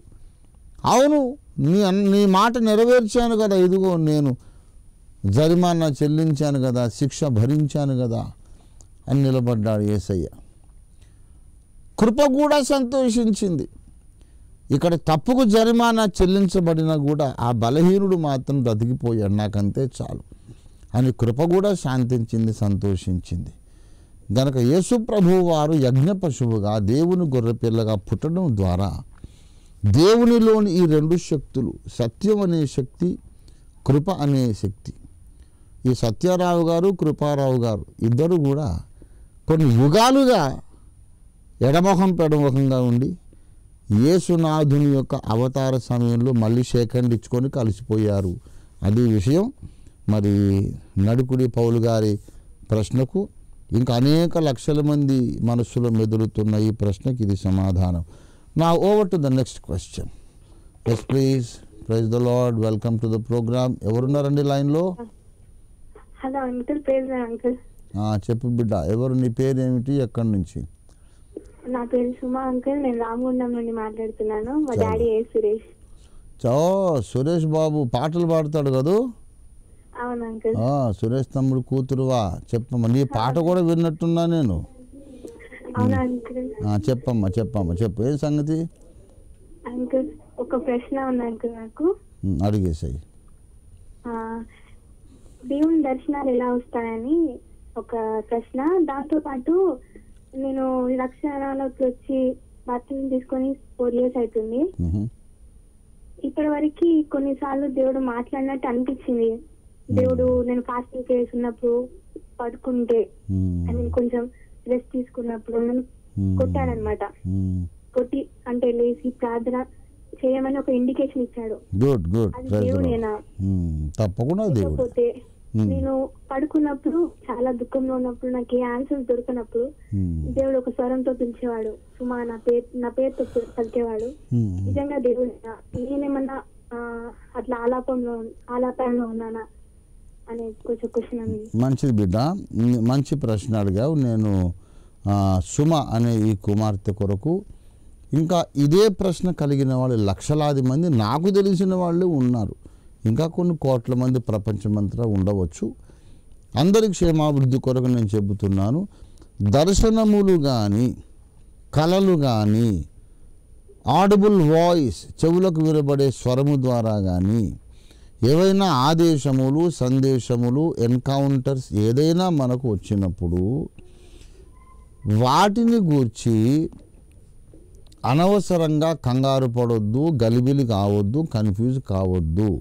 ఇది దేవునిది అవునా కాదా, ఇది దేవునిది అవునా కాదా అని ఎప్పుడు అనుమానించాలంటే శ్రద్ధగా వినండి.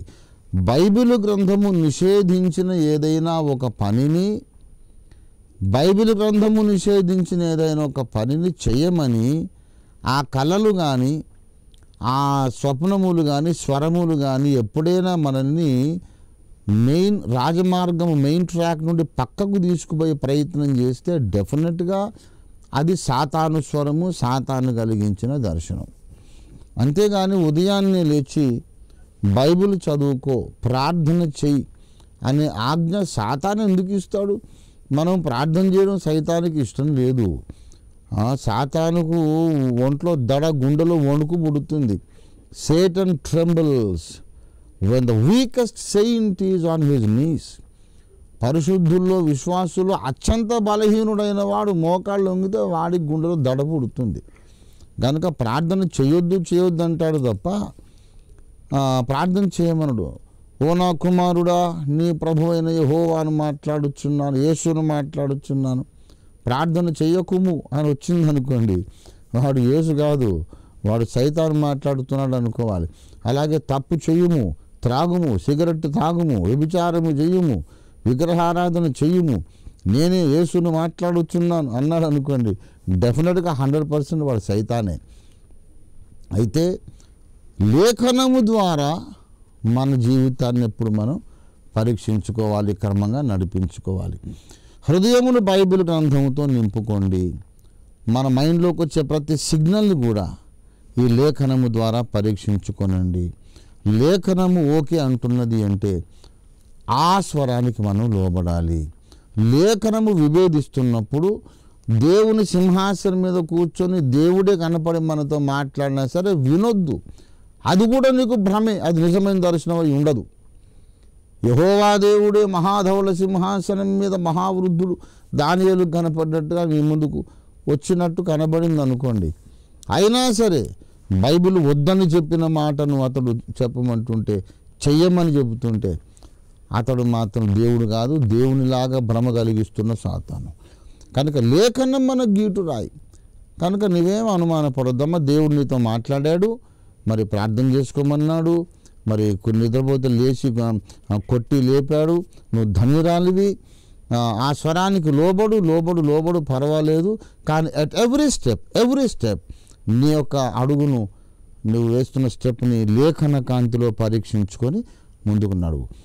నీ వాక్యము నా పాదములకు దీపము, నా త్రోవకు వెలుగు అన్నాడు. దర్శనం రావచ్చు, ఇంకా దేవుడే వచ్చి మాట్లాడినట్టు నీకు అనిపించవచ్చు. గబ్రియేలు, మిఖాయేలు, దూతలు మొత్తం దగదగ మెరుస్తూ మీ గదిలోకి వచ్చి మాట్లాడవచ్చు. ఎవరు చెప్పినా, దేవుడే చెప్పినా, ఇప్పుడు నువ్వు చెప్పిన మాట బైబిల్లో ఎక్కడుంది చెప్పండి అని అడగాలి. ఇందులో ఉంటే చెయ్యాలి, లేకపోతే నువ్వు దేవుడు అయినా సరే నేను రిస్క్ తీసుకోలేను బాబు, వెళ్ళరమ్మని చెప్పాలి. That is the safest stand you can take. Okay బిడ్డ, God bless you. Over to the next question please. Yes, ఎవరండి? హలో, ప్రైజ్ ద లార్డ్, చెప్పండి, వింటున్నాను.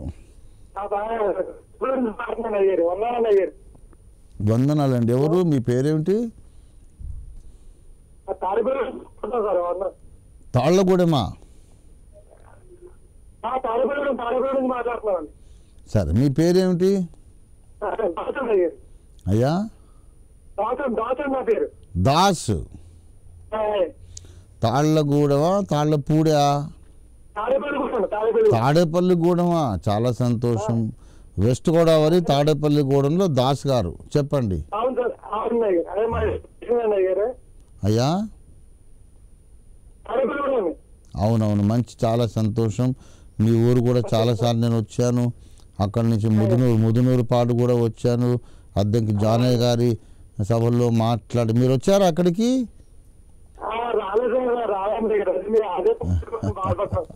సరే మంచి చెప్పండి మీ సందేహము సంశయం.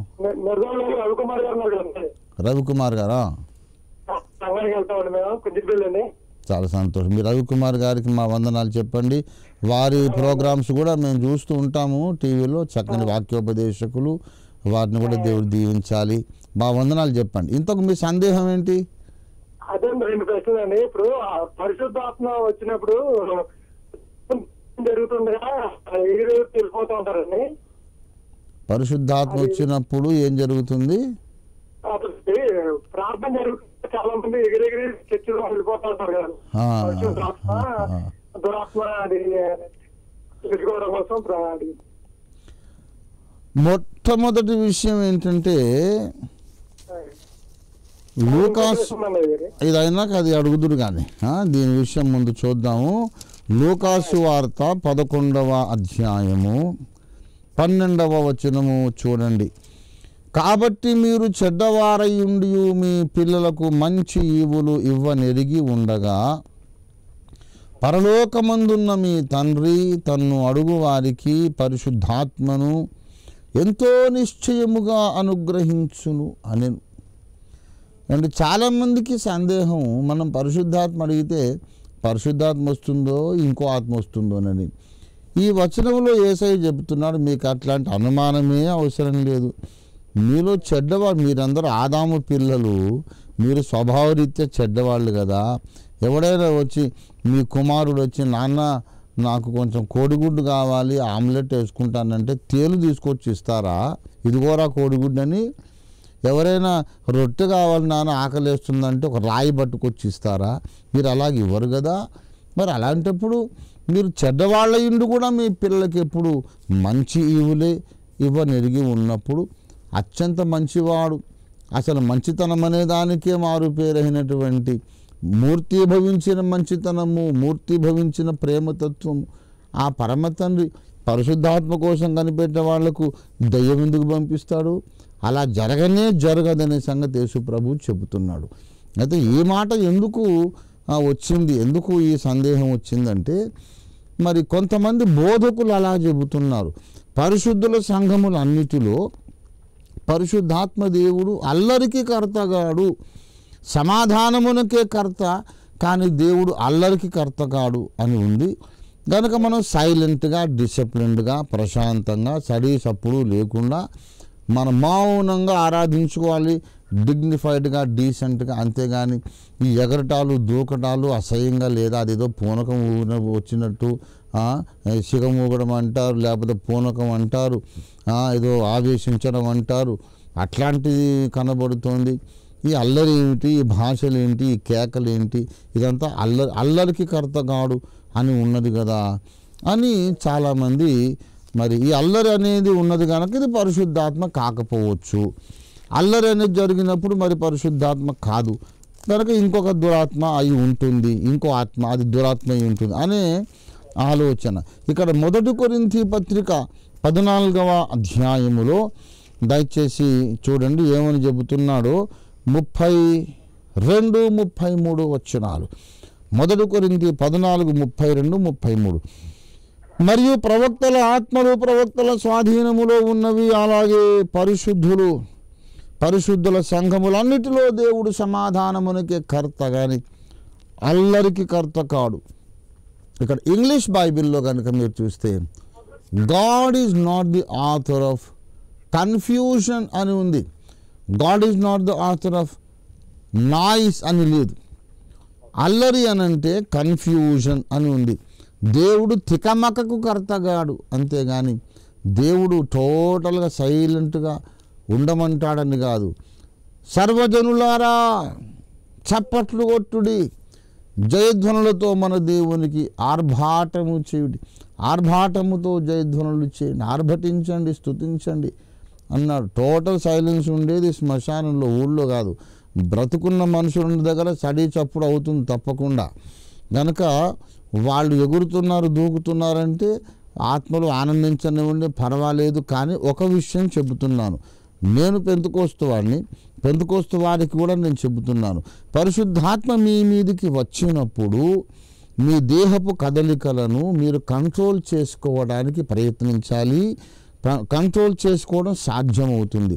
అన్య భాషలు మాట్లాడాలి అనిపించినప్పుడు కూడా మీరు కంట్రోల్ చేసుకోవడానికి అవకాశం ఉంటుంది. ప్రవక్తల ఆత్మలు ప్రవక్తల స్వాధీనములో ఉన్నవి అన్నాడు. గనుక పరిశుద్ధాత్మ మీ మీదకి వచ్చినప్పుడు మరి అతిగా మరి మనం దేహం మీద వస్త్రాలు ఉన్నాయా లేదా అని కూడా మనకు ధ్యాస లేనంతగా వివశులమై అదుపు తప్పి ప్రవర్తించడం అనేది మంచిది కాదు. మరి అలాగ అవసరం లేదు. కొంతమంది దేవుడు అలాగ వాళ్ళని పడేయడం లేదు.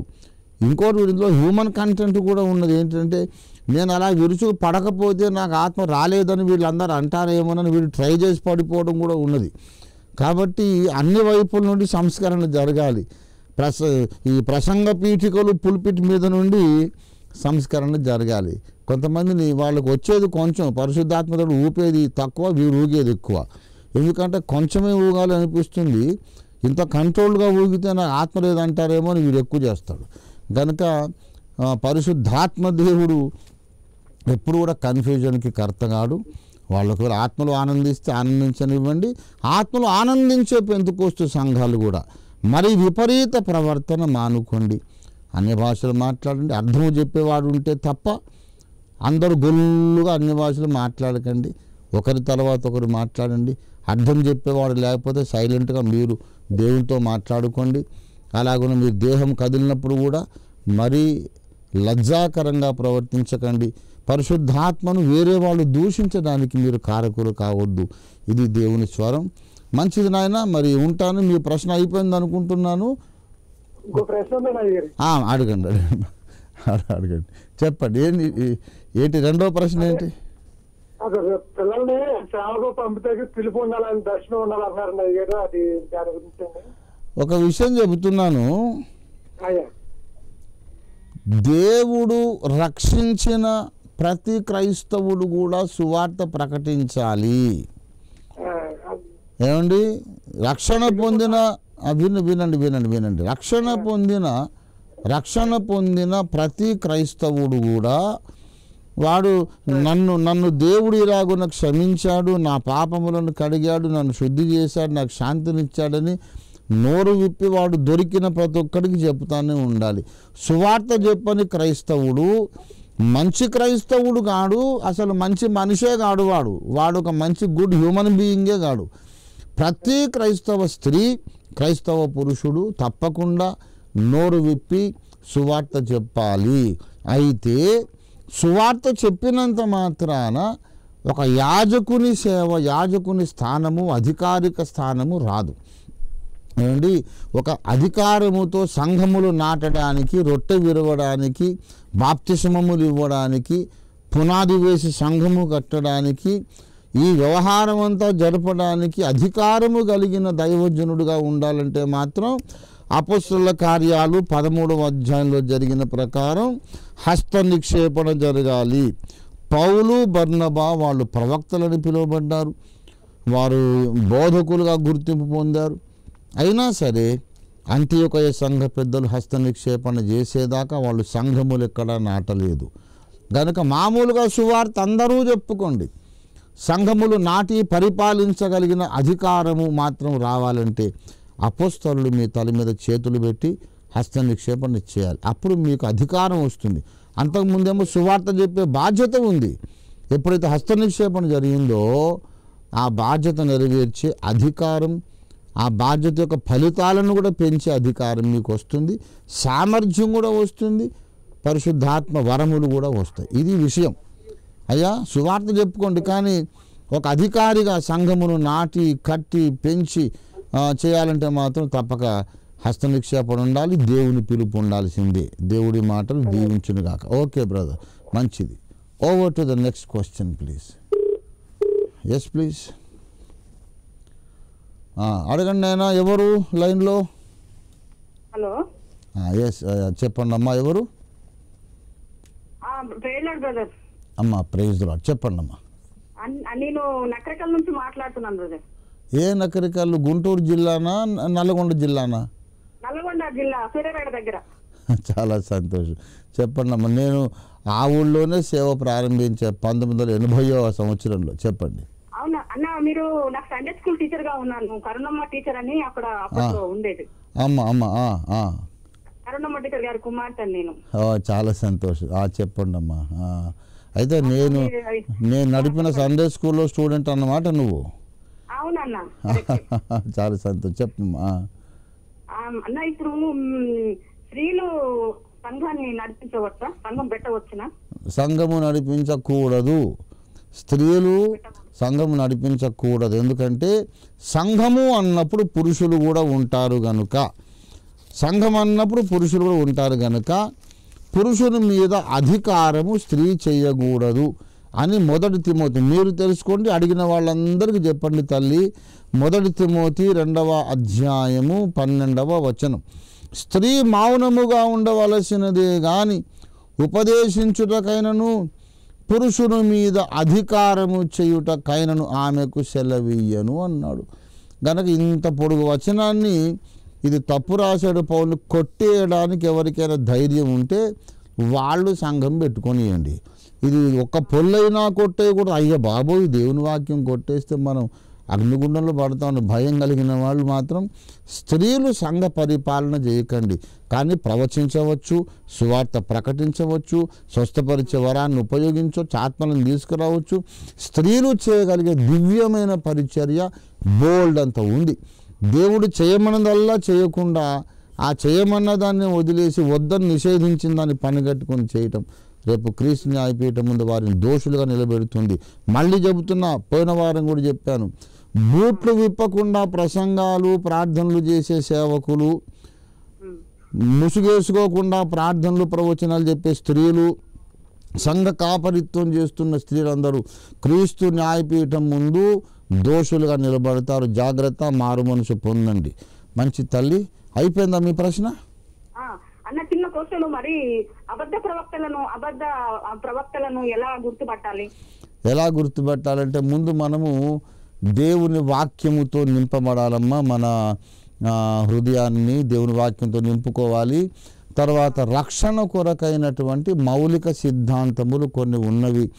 యేసు ప్రభు యొక్క దేవత్వము, ఆయన కన్యకు పుట్టడము, ఆయన శరీర పునరుత్థానము, ఈ బైబిల్ గ్రంథం 66 గ్రంథాల బైబిల్ మనకు ప్రామాణికమనే విషయము, యేసు 2వసారి వస్తున్నాడు, ఇలాగ బైబిల్లో ఉన్నటువంటి మూలోపదేశాలను వ్యతిరేకించేవాడు అబద్ధ ప్రవక్త. ఇప్పుడు రక్తము చిందించకుండా పాపక్షమాపణ కలగదని బైబిల్ చెబుతోంది. రక్తం అక్కర్లేదులే అన్నవాడు అబద్ధ ప్రవక్త. మారు మనసు పొందమని బైబిల్ చెబుతోంది. మారు మనసు అక్కర్లేదంటే అబద్ధ ప్రవక్త. ప్రార్థన చేయమని బైబిల్ చెబుతోంది. ప్రార్థన అక్కర్లేదన్నవాడు అబద్ధ ప్రవక్త.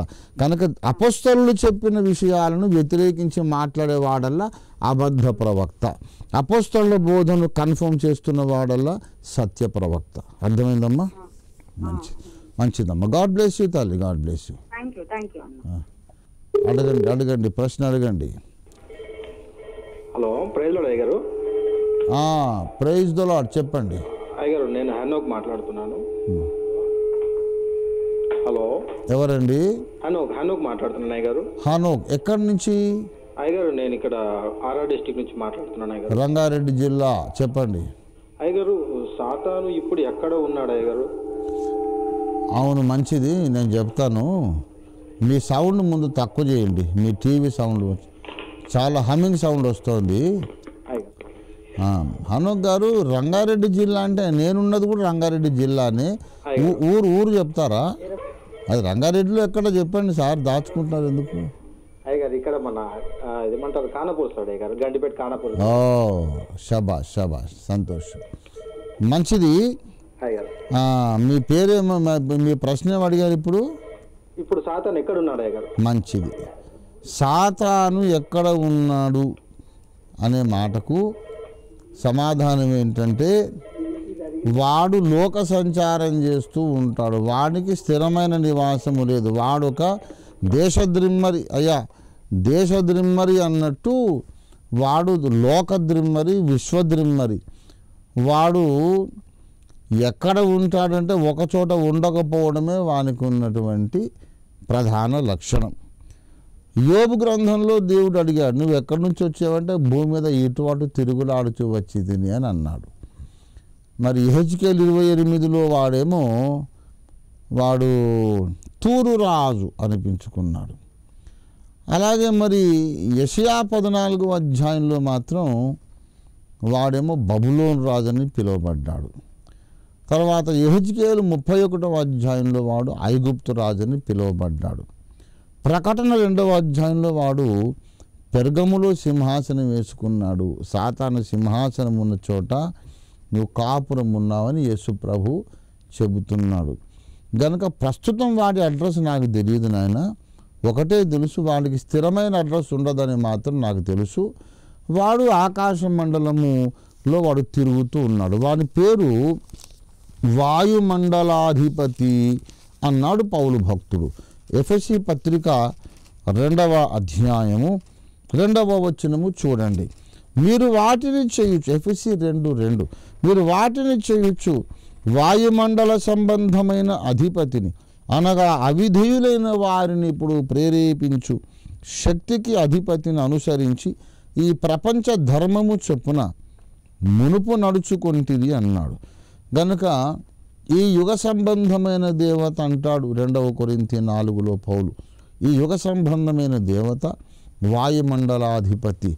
వాడి యొక్క అనుచరులందరూ కూడా ఆకాశ మండలములో తిరుగులాడుచున్నారు. 6వ అధ్యాయం ఎఫెసీ పత్రిక 12వ వచనం. మనము పోరాడేది శరీరులతో కాదు, ప్రధానులతోనూ అధికారులతోనూ ప్రస్తుత అంధకార సంబంధులకు లోకనాథులతోనూ ఆకాశ మండలమందున దురాత్మల సమూహములతోనూ పోరాడుచున్నాం. వాడికి స్థిరత్వం ఉండదు. వాడు తిరుగుతూ ఉంటాడు. కానీ పాతాళ లోకములో వాని సింహాసనం ఉన్నది. పాతాళ లోకంలో వాడి సింహాసనం ఉన్నది. వాడు మాత్రం అంతటా తిరుగుతూ ఉంటాడు. దయచేసి ప్రకటన 9వ అధ్యాయం 11వ వచనం చూడండి. పాతాళపు దూత వాటి మీద రాజుగా ఉన్నాడు. హెబ్రీ భాషలో వానికి అబద్దోనని పేరు. గ్రీసు దేశపు భాషలో వాని పేరు అపోల్లియోను, అనగా నాశనము చేయువాడు, ద డిస్ట్రాయర్ వాడి పేరే. కనుక వాడు పాతాళలోకపు దూత వాటి మీద రాజు. నాశనం చేయవాడంటే అపవాది. కాబట్టి మరి దానియేలు 9:27లో కూడా నాశనము చేయువానికి రావలసిన నాశనము తటస్థించు వరకు ఇలాగు జరుగునన్నాడు. నాశనం చేయవాడు ఒకడు ఉన్నాడు, వానికి రావలసిన నాశనం కూడా ఒకటి ఉంది, దేవుడు నిర్ణయించాడు. కాబట్టి వీడు పాతాళ లోకంలో వాడి సింహాసనం ఉన్నది. అక్కడ నుండి అది రాజధాని నగరం వాడికి. అక్కడి నుండి వాడు భూమి మీదకి వస్తాడు, పరలోకానికి వెళ్తాడు, వాయుమండలంలో తిరుగుతాడు. స్థిరమైన అడ్రస్ లేని త్రిలోక సంచారి, విశ్వ సంచారి, విశ్వ దేశ ద్రిమ్మరి వాడు సాతాను. కనుక ప్రజెంట్ వాడి అడ్రస్సు నాకు ఈ క్షణము ఎక్కడున్నాడో నాకు తెలియదు, తెలిసినా లాభం లేదు. ఇంకో గంట సేపట్లో వాడు అక్కడి నుంచి బిచాండ ఎత్తేసి మార్చేస్తాడు. కనుక వాడు ఎక్కడుంటే ఎందుకు, కానీ మనం మాత్రం యేసయ్యలో ఉన్నాం, వాడు మనల్ని ఏమీ చేయలేడు. మనం దేవుని వాక్యానికి లోబడి జీవించినంత కాలం యేసయ్య రెక్కల కింద మనకు ఆశ్రయం కలుగును. వాడి సమస్త సైన్యాలు మన తల మీద ఒక వెంట్రుక కూడా పీకలేవు. కనుక అందరూ ధైర్యంగా ఉండండి. ఈ జవాబు ఇంతటితో సమాప్తం. Please, yes please, welcome to the programme.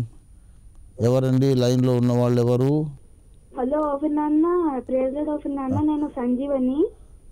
Oh, Vizag auto Nagar కాదు, స్టీల్ ప్లాంట్ కాదు? స్టీల్ ప్లాంట్, అవును ఓఫర్ నాన్న. సంజు తల్లి, చెప్పుదా బంగారం, చెప్పురా, ఏం సంగతి, బాగున్నావా? బాగున్నాను ఓఫర్ నాన్న. మీరు రాశారు కదా ఓఫర్ నాన్న ఒక పాట, బలిరే ఎంత మధురము అని. అవును కదా. అందులో యేసుని యాగమే తీర్చును ఈ విశ్వ వ్యధాన్ని రాశారు కదా ఓఫర్ నాన్న. అవును అవును అవును. అందులో ఈ విశ్వ వ్యధ అంటే విశ్వానికి పట్టిన బాధ ఏంటి ఓఫర్ నాన్న? విశ్వానికి పట్టిన బాధ ఏమిటంటే వీడు సాతానును వాడు పడిపోగానే దేవుడు వాడిని పాతాళ లోకంలో నరకంలో ఒక మూలకు పడద్రోశాడు. అమ్మ నేను ఇది కట్ చేసి చెప్తా, రీసౌండ్ వస్తూ ఉన్నది. సాతాను పడిపోగానే వాడిని దేవుడు పాతాళములో ఒక మూలకు పడద్రోశాడు. అక్కడి నుంచి వాడు బెయిల్ కొరకు పిటిషన్ పెట్టుకున్నాడు. బెయిల్ కొరకు పిటిషన్ పెట్టుకొని ఆ బెయిల్ పిటిషన్ ద్వారా వాడు మళ్ళీ బయటకు వచ్చాడు. నన్ను నీవు దౌర్జన్యం చేస్తున్నావు, నువ్వు బలవంతుడు కాబట్టి నన్ను బంధించేసి ఇక్కడ పెట్టావు, నేను చేసిన వాదనే కరెక్టు, కావాలంటే కాలము గడిచే కొద్ది నిరూపించబడుతుంది. ఓ సృష్టికర్తమైన దేవా, నీవు మాకు స్వేచ్ఛనివ్వడం లేదు, విశ్వ పౌరులందరూ నా పక్షం ఉన్నారు, మీ పాలనలో మేము బాధపడుతున్నాం, నేను చెప్పింది న్యాయమో కాదో చూడాలి, అంతేగాని నా మీద బలం ప్రయోగిస్తావా, నన్ను వదిలేసి చూడు అని వాడు అప్లికేషన్ పెట్టుకుంటే వాడికి మళ్ళీ దేవుడు బెయిల్ మీద వాడిని విడుదల చేశాడు. వాడు వెళ్ళి మొత్తం విశ్వమంతా చెడగొడుతూ ఉన్నాడు. వాడు విశ్వమంతా చెడగొట్టేసి ఇప్పుడు మొత్తం అంతా కూడా విశ్వంలో దేవుడు ఒకవేళ 3 లక్షల కోట్ల ప్రపంచాలను సృష్టించి ఉంటే అందులో 1 లక్ష కోట్లు 3వ భాగమును వాడు పాడు చేసేసాడు. ఇది ప్రకటన 12వ అధ్యాయంలో రాయబడి ఉంది. అంటే 1/3 of God's entire creation is polluted and spoiled, destroyed by Satan. ఇది విశ్వానికి చాలా పెద్ద బాధ. ఇది ఒకటి. ఇంకొక విషయం ఏంటంటే యేసు ప్రభువు వారు చేసినటువంటి శిలువ యజ్ఞమును గూర్చి మాట్లాడుతూ లూకాసు వార్త 2వ అధ్యాయము 10, 11, 12 వచనాలలో ఇలాగ రాయబడింది. మరి సర్వోన్నతమైన స్థలములలో దేవునికి మహిమ, భూమి మీద దేవునికి ఇష్టమైన ప్రజలకు సమాధానం. ఉన్నత స్థలములు అంటే ఈ భూమి అనే దానికి కాంట్రాస్ట్. భూమి ఉంది, భూమి మీద భూ నివాసులు ఉన్నారు. సర్వోన్నత స్థలాలు అంటే అంతరిక్షంలో ఉన్న వేరే లోకాలు అని అర్థం. యేసు కార్చిన రక్తము ద్వారా వాళ్ళు కూడా దేవునితో సమాధాన పడతారట. అంటే ఆ పరలోకంలో లేక మహిమలోకాల్లో ఉన్నటువంటి వాళ్ళకు కూడా దేవునితో సమాధానం లేదు బిడ్డ. దయచేసి చూడండి, కొలస్సీ పత్రిక 1వ అధ్యాయము 19-20 వచనాలు. ఆయన యందు సర్వసంపూర్ణత నివసింపవలెనని ఆయన శిలువ రక్తము చేత సంధి చేసి ఆయన ద్వారా సమస్తమును, అవి భూలోకమందున్నవి అయినను పరలోకమందున్నవి అయినను, వాటన్నిటినీ ఆయన ద్వారా తనతో సమాధానపరుచుకోవాలని తండ్రి యొక్క అభీష్టమాయను, కోరిక ఆయను. అంటే భూమి మీద ఉన్నవే కాదు, ఇతర లోకాల్లో ఉన్న వాళ్ళకు కూడా దేవుని దగ్గర సంపూర్ణంగా సమాధానం కావాలంటే యేసు కార్చిన రక్తమే ఆధారమని కొలస్సీ 1వ అధ్యాయం 19-20 వచనాలు సెలవిస్తున్నాయి. గనుక దేవదూతలు సహా మహిమలోకాల్లో ఉండే వాళ్ళు కూడా దేవుని దగ్గరికి మరింత సమాధానంగా వెళ్ళడానికి యేసు రక్తం కారణమైంది. అంతవరకు వాళ్ళు కూడా దేవుని ముందుకు అంత ధైర్యంగా వెళ్ళలేకనే కదా 2 రెక్కలతో మొహం కప్పుకొని 2 రెక్కలతో కాళ్ళు కప్పుకొని యెహోవా పరిశుద్ధుడు పరిశుద్ధుడు అంటూ ఎగురుతూ ఉన్నారు. కనుక దేవుని యొక్క అబ్సల్యూట్ హోలీనెస్ ముందు దేవదూతలకైనా భయమే, వాళ్లకు యేసు రక్తం కావాలి. కాబట్టి ఒకవైపేమో విశ్వాన్నంతా వీడు పాడు చేస్తున్నాడు, దేవుని మీద నిందలు ప్రచారం చేస్తున్నాడు. చాలామంది తేజోవాసులు దేవుని సృష్టి లోపల ఒక 2/3 ఆఫ్ గాడ్స్ క్రియేషన్ దేవుని పక్షంగా ఉన్నారు. కానీ ఈ సాతాను చేస్తున్న విష ప్రచారం వాళ్ళని బాధ పెడుతూ ఉంది. సాతాను మాటలు విని 1/3 ఆఫ్ గాడ్స్ క్రియేషన్ పతనమైపోవడం వాళ్ళకు బాధాకరంగా ఉంది. విశ్వవ్యధ అనేది 2 కారణాలను బట్టి కలిగింది. దేవదూతలు వాళ్ళ సహజమైన బలహీనతలను బట్టి, లోపాలను బట్టి దేవుని ముందుకు ధైర్యంగా రాలేకపోవడం విశ్వవ్యధకు కారణం. రెండవది, దేవుడు సృష్టించిన విశ్వంలో కన్సిడరబుల్ పోర్షన్ 1/3 33% అనేది మరి పతనం అయిపోయి చీకటి రాజ్యంగా మారిపోవడం విశ్వవ్యధకు ఇంకో కారణం. వీటన్నిటిని కూడా తొలగించడానికి యేసు ప్రభు వారు తన పరిశుద్ధ రక్తాన్ని కార్చాడు. విశ్వానికి పట్టిన వ్యధ ఏదో అది ఎలాగా తొలగిపోతుందో చెప్పటానికే నేను ఈ మధ్య లేటెస్ట్గా విశ్వ చరిత్ర the history of the universe అనే బుక్ రాశాను. ఇప్పుడు ఈ ప్రశ్న అడిగిన పాప చిన్న పాప, చిన్న బొమ్మలాగా నేను ఎత్తుకున్నటువంటి పాప, ఆ చిన్న బిడ్డ, ఆమె ఇంకా స్కూల్ ఫైనల్కైనా రాలేదు, అంత చిన్న పాప అడిగింది. అందరూ కూడా ఈ పాపను బట్టి మరి కొంచెం స్ఫూర్తి పొందాలి. పెద్ద పెద్దవాళ్ళు, థియోలోజియన్స్ ఉన్నారు, సంఘ కాపర్లు ఉన్నారు, సంఘ పెద్దలు, డీన్స్, డీకన్స్ ఉన్నారు, బైబిల్ టీచర్స్ ఉన్నారు, బైబిల్ స్టూడెంట్స్ ఉన్నారు. దయచేసి నా పుస్తకాలు చదవండి. దేవుడు నా చేత రచింపజేసిన పాటలు కూడా వినండి. అందులో కూడా వేదాంత మర్మాలు, విశ్వరహస్యాలు, భక్తి జీవిత పాఠాలు ఉన్నాయి. కనుక అందరికీ వందనాలు. ఈ విషయాలు మీరు గమనించండి. దేవుడు నా చేత రచింపజేసిన గ్రంథములన్నీ కూడా తప్పకుండా ప్రతి క్రైస్తవుడు, క్రైస్తవురాలు చదవాలి. లేకపోతే మీకు బైబిల్ అర్థం కాదు, అసలు మన బ్రతికేంటో అర్థం కాదు, లోకం అర్థం కాదు, దేవుడు అర్థం కాడు. ఏది అర్థం కాలేదు, మనకు అర్థం కావలసింది చాలా ఉన్నది అనే సంగతి కూడా మనకు అర్థం కాదు. కనుక దయచేసి నా పుస్తకాలు చదవాల్సిందిగా మీకందరికీ పిలుపునిస్తున్నాను. రండి. ఎవరండి లైన్లో ఉన్నారు? I welcome the next question. ఎవరండి? Praise the lord brother. ఎవరండి? అయ్యారు మేము కానూరు నుంచి చేస్తున్న పాస్టర్ గారిని. కానూరు అండి? కానూరు నుంచి చేస్తానండి అయ్యారు పాస్టర్ గారు నేను. అవును పాస్టర్ గారు. మీ పేరు? నా పేరు గాబ్రియల్ అండి అయ్యారు. గాబ్రియల్ గారు. ఏ ఊరు నుండి? కానూరు నుంచి అండి అయ్యారు. నేను అడిగే ప్రశ్న అంటే కృష్ణా జిల్లానా? కానూరు కృష్ణా జిల్లా? కానూరు అంటే అయ్యారు మాది పశ్చిమ గోదావరి జిల్లా అండి, పెరవల మండలం అండి అయ్యారు. ఓకే ఓకే చెప్పండి మీ ప్రశ్న. ఒక ముఖ్యమైన ప్రశ్న ఏంటంటే అయ్యారు చెప్పండి. ఏమీ లేదండి అయ్యారు, ఇప్పుడు సేవకులు ఏంటంటే ఇప్పుడు చాలా మంది విశ్వాసులకి సేవకుల మధ్య ఒక చిన్న భేదప్రాయాలు వస్తున్నాయండి. అవునవును. ఏంటంటే అయ్యారు అది ఏంటంటే విశ్వాసులు కొంతమంది అంటున్నారండి, హిందూ సోదరులు ఏమన్నారంటే మేము పెట్టి పలహం తినొచ్చు, మీరు పెట్టి పలహం తినకూడదా, అలాగే ఎందుకు తినకూడదు చెప్పండి అని చెప్పి అడుగుతున్నారండి. ఒకటి అయితే చెప్పండి. వారు క్రిస్టియన్స్ కాకుండా చనిపోతున్నారు కదండి. అవును. అంటే హిందువుగా చనిపోయినప్పుడు అక్కడికి విశ్వాసులు అన్న వాళ్ళు అసలు దినకార్యాలకైనా వెళ్ళొచ్చు అంటారా, లేకపోతే చేయొచ్చు అంటారా? రెండోది ఏంటంటే చాలా మంది సేవకులు ఏం చెప్తారంటే గారు, అది పర్లేదు దినాకట్ట వెళ్ళిపోవచ్చు. రెండోది ఏంటంటే అక్కడ ఏంటంటే ఎవరైనా ఏటపోతలు వేసుకున్నా, గుడ్ల దగ్గర ఏం వేసుకున్నా అక్కడికి వెళ్ళిపోయి వాళ్ళు భోజనం చేయొచ్చు, అది ప్రార్థన చేసుకుంటుంటే పవిత్రం అయిపోతాయి అంటున్నారు అయ్యారు. అది మరి ఎంత కరెక్ట్ అంటారు మీరు? అది నాకు దాని గురించి ప్రశ్న మీరు చెప్పాలి సమాధానం. చూస్తున్నారు మీడియాలో. మంచిది అడిగారు, నేను చెబుతున్నాను వినండి.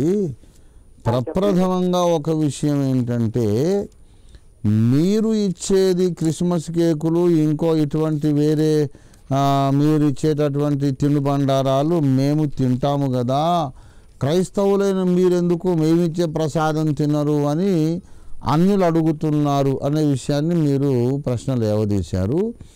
దానికి సరే నేను చెప్తున్నా వినండి. మీ పేరే ఉన్నారు బ్రదర్, మీ పేరేంటి? నా పేరు గాబ్రియల్ అయ్యారు. కూడా చాలా మంది కూడా ఇది పెట్టినప్పుడు ఏదండి వీడియో సమాసం నేను చెప్తున్నా వినండి. అలా ఇప్పుడు విషయం ఏంటంటే, క్రైస్తవులు అయిన వారికి ప్రసాదం అనేది ఉండదు. క్రైస్తవుడు ఏదైనా ఇస్తున్నప్పుడు మన దగ్గర విగ్రహములు ఉండవు, విగ్రహార్పితం ఉండదు, దేవతకు పెట్టిన నైవేద్యం ఉండదు. మనం క్రిస్మస్ కేకు కోసి ఇస్తున్నాము. మన ఇంట్లో మన పిల్లలు, మన తాతయ్యలు, కుటుంబ సభ్యులు బర్త్డే చేసుకున్నప్పుడు మనం కేక్ కోసి అందరం పంచుకున్నట్టు, పండగ వాతావరణంలో మనం ఏదో సంతోషానికి తినుబండారాలు పంచిపెడుతున్నాం. అది తీసుకుంటే నీకు పుణ్యం వస్తుందనే కాన్సెప్ట్ కూడా మనం ఇవ్వడం లేదు. నోటికి రుచిగా మా ప్రేమకు ప్రత్యేకంగా ఏదో ఇస్తున్నామండి, తీసుకుంటే తీసుకోండి, లేకపోతే దాంట్లో నష్టం లేదు. కానీ అవతల వాళ్ళు ఇచ్చే ప్రసాదం ఏంటంటే, అక్కడ కాన్సెప్ట్ ఏంటంటే, దేవత్వానికి, వారు నమ్మిన ఇష్టదైవానికి ప్రతీకగా ఒక రూపము వారు చేసుకున్నారు. దాని ముందు పెట్టినటువంటి విగ్రహార్పితము నైవేద్యం ఆ దేవతకు అర్పించబడిందని వారు త్రికరణ శుద్ధిగా నమ్ముతున్నారు. దీన్ని బైబిల్ ఒప్పుకోవటం లేదు. దేవుడు ఆత్మరూపుడు కనుక ఆయన ఆత్మలో ఆరాధించాలి, సత్యంతో ఆరాధించాలి, దేని రూపమునైనా విగ్రహమైనా మనం చేసుకోకూడదు అని బైబిల్ చెబుతోంది. ఇది నేనే కాదు, బైబిలే కాదు, జొరాస్ట్రో అదే చెప్పాడు. ఋగ్వేద కాలములో విగ్రహం అనేది లేదు, ఆనాడు ఈ దేవతలేవి లేవు. విన్నారా కనుక మరి ఇస్లాంలో కానీ జూడాయిజంలో కానీ విగ్రహారాధన లేదు. కాబట్టి ఒక క్రైస్తవులే దూషిస్తున్నారు అని మా మీద దుగ్ధ స్పర్ధ మంచిది కాదు, ప్రపంచంలో విగ్రహారాధన మంచిది కాదని చెప్పినవాడు దయానంద సరస్వతి గారు. ఆర్య సమాజ స్థాపకులు కూడా దయానంద సరస్వతి గారు కూడా చెప్పారు, విగ్రహారాధనను భయంకరంగా నిరసించారు. ఆర్య సమాజం వారు, బ్రహ్మ సమాజం వారు కూడాను. కాబట్టి హిందూ మతంలో కూడా కొంతమంది సంస్కర్తలు ఉన్నారు, వాళ్ళు విగ్రహారాధన వద్దని చెప్పారు. సరే, వాళ్ళ ఇష్టము, ఎవరి ఇష్టం వాళ్ళది, ఎవరి ఆరాధన పద్ధతులు వాళ్ళవి. వాళ్ళని ఎవరిని మనం విమర్శించడానికి కార్యక్రమం పెట్టలేదు. కానీ వాళ్ళు ఇచ్చే ప్రసాదానికి మనం ఇచ్చే కేకులకు బిస్కెట్లకు పోలిక లేదని చెప్తున్నాం. వాళ్ళేమో ఇది దేవుడు అనుకొని దేవునికి ఇచ్చాం కనుక దేవుడు తీసుకున్నది మనకు మళ్ళీ ఇస్తున్నాడు కనుక దేవుని ఆశీర్వాదం మనకు వస్తుంది అని వాళ్ళు నమ్ముతూ ప్రసాదం, దైవ ప్రసాదంగా తీసుకుంటున్నారు. అది మనకిస్తున్నారు. ఇప్పుడు మనమేమో తీసుకుంటే ఈ కాన్సెప్ట్ అంతటినీ ఒప్పుకున్నట్టు అవుతుంది. అందుచేత మనం తీసుకోం. కానీ ఒకవేళ వినండి అయిపోలేదు జవాబు. ఒకవేళ వాళ్ళు మనకు చెప్పా పెట్టకుండా ఇచ్చారనుకోండి, ఒక లడ్డు ఏదో తెచ్చి ఇచ్చారు, అది ఫలానా విగ్రహం దగ్గర పెట్టామన్న విషయాన్ని చెప్పకుండా మనకి ఇచ్చారు, మామూలు లడ్డు అనుకొని మనం తినేసాం. అప్పుడు మనకు ఏ లోటు రాదు, ఏ నష్టము రాదు. దానివల్ల దాంట్లో ఏదో ఒక వాళ్ళు దేవుడు అనుకున్న దాని ముందు పెట్టగానే దాని లోపలికి ఏ శక్తి రాదు, దేవుడు రాడు, దెయ్యము రాదు, మంచి శక్తి రాదు, చెడ్డ శక్తి రాదు, లడ్డుయే అనే సంగతి పౌలు చెప్పాడు. మీరు మీ బైబిల్ తీసి చూడండి. 1 కొరింథీ పత్రిక 10వ అధ్యాయము, దయచేసి గమనించండి. 10వ అధ్యాయము మరి 28. అయితే 27వ వచనం కూడా చూడండి దయచేసి. 1 కొరింథీ 10:27. అవిశ్వాసులలో ఒకడు మిమ్మల్ని విందునకు పిలిచినప్పుడు వెళ్ళుటకు మీకు మనసు ఉన్న ఎడల మీకు వడ్డించినది ఏదో దాన్ని గూర్చి మనస్సాక్షి నిమిత్తము ఏ విచారణయు చెయ్యక తినుడి. అయితే ఎవడైనను మీతో ఇది బలి అర్పించబడినది అని చెప్పిన ఎడల అట్లు తెలిపిన వాని నిమిత్తమును మనస్సాక్షి నిమిత్తమును తినకుడి. మనస్సాక్షి నిమిత్తం అనగా నీ సొంత మనస్సాక్షి నిమిత్తమే. కనుక ప్రియులారా, ఎవరైనా ఒకవేళ మిమ్మల్ని పిలిచారు, ఎవరైనా చనిపోయారు, మన బంధువులు మిత్రులు చనిపోయారు, అక్కడికి మనం వెళ్ళాము, వాళ్ళు ఏదో ఒక మేకనో కోడినో ఏదో కోసారు, మనకు పెట్టారు. అందులోపలికి పిశాచాలు వచ్చేయడము, దేవుళ్ళు వచ్చేసేయడము, దయ్యాలు వచ్చేయడం ఏది ఉండదు. ఏమండి, దానివల్ల మనం అతిగా ఒక మాట మిమ్మల్ని అడుగుతున్నాను. ఒకవేళ మనము మన బంధువులు చనిపోయినా మనం వెళ్ళము, వాళ్ళ పండగలకు వెళ్ళము, దుఃఖంలో ఉన్న వెళ్ళము, సంతోషంలో ఉన్న వెళ్ళము. ఇలాంటప్పుడు దేవుడు ప్రేమ గలవాడు మీ కొరకు ప్రాణం పెట్టాడంటే వాడు వింటాడటండి. కనుక మనం కాస్తో కూస్తో సోషలైజేషన్ ఉండాలి.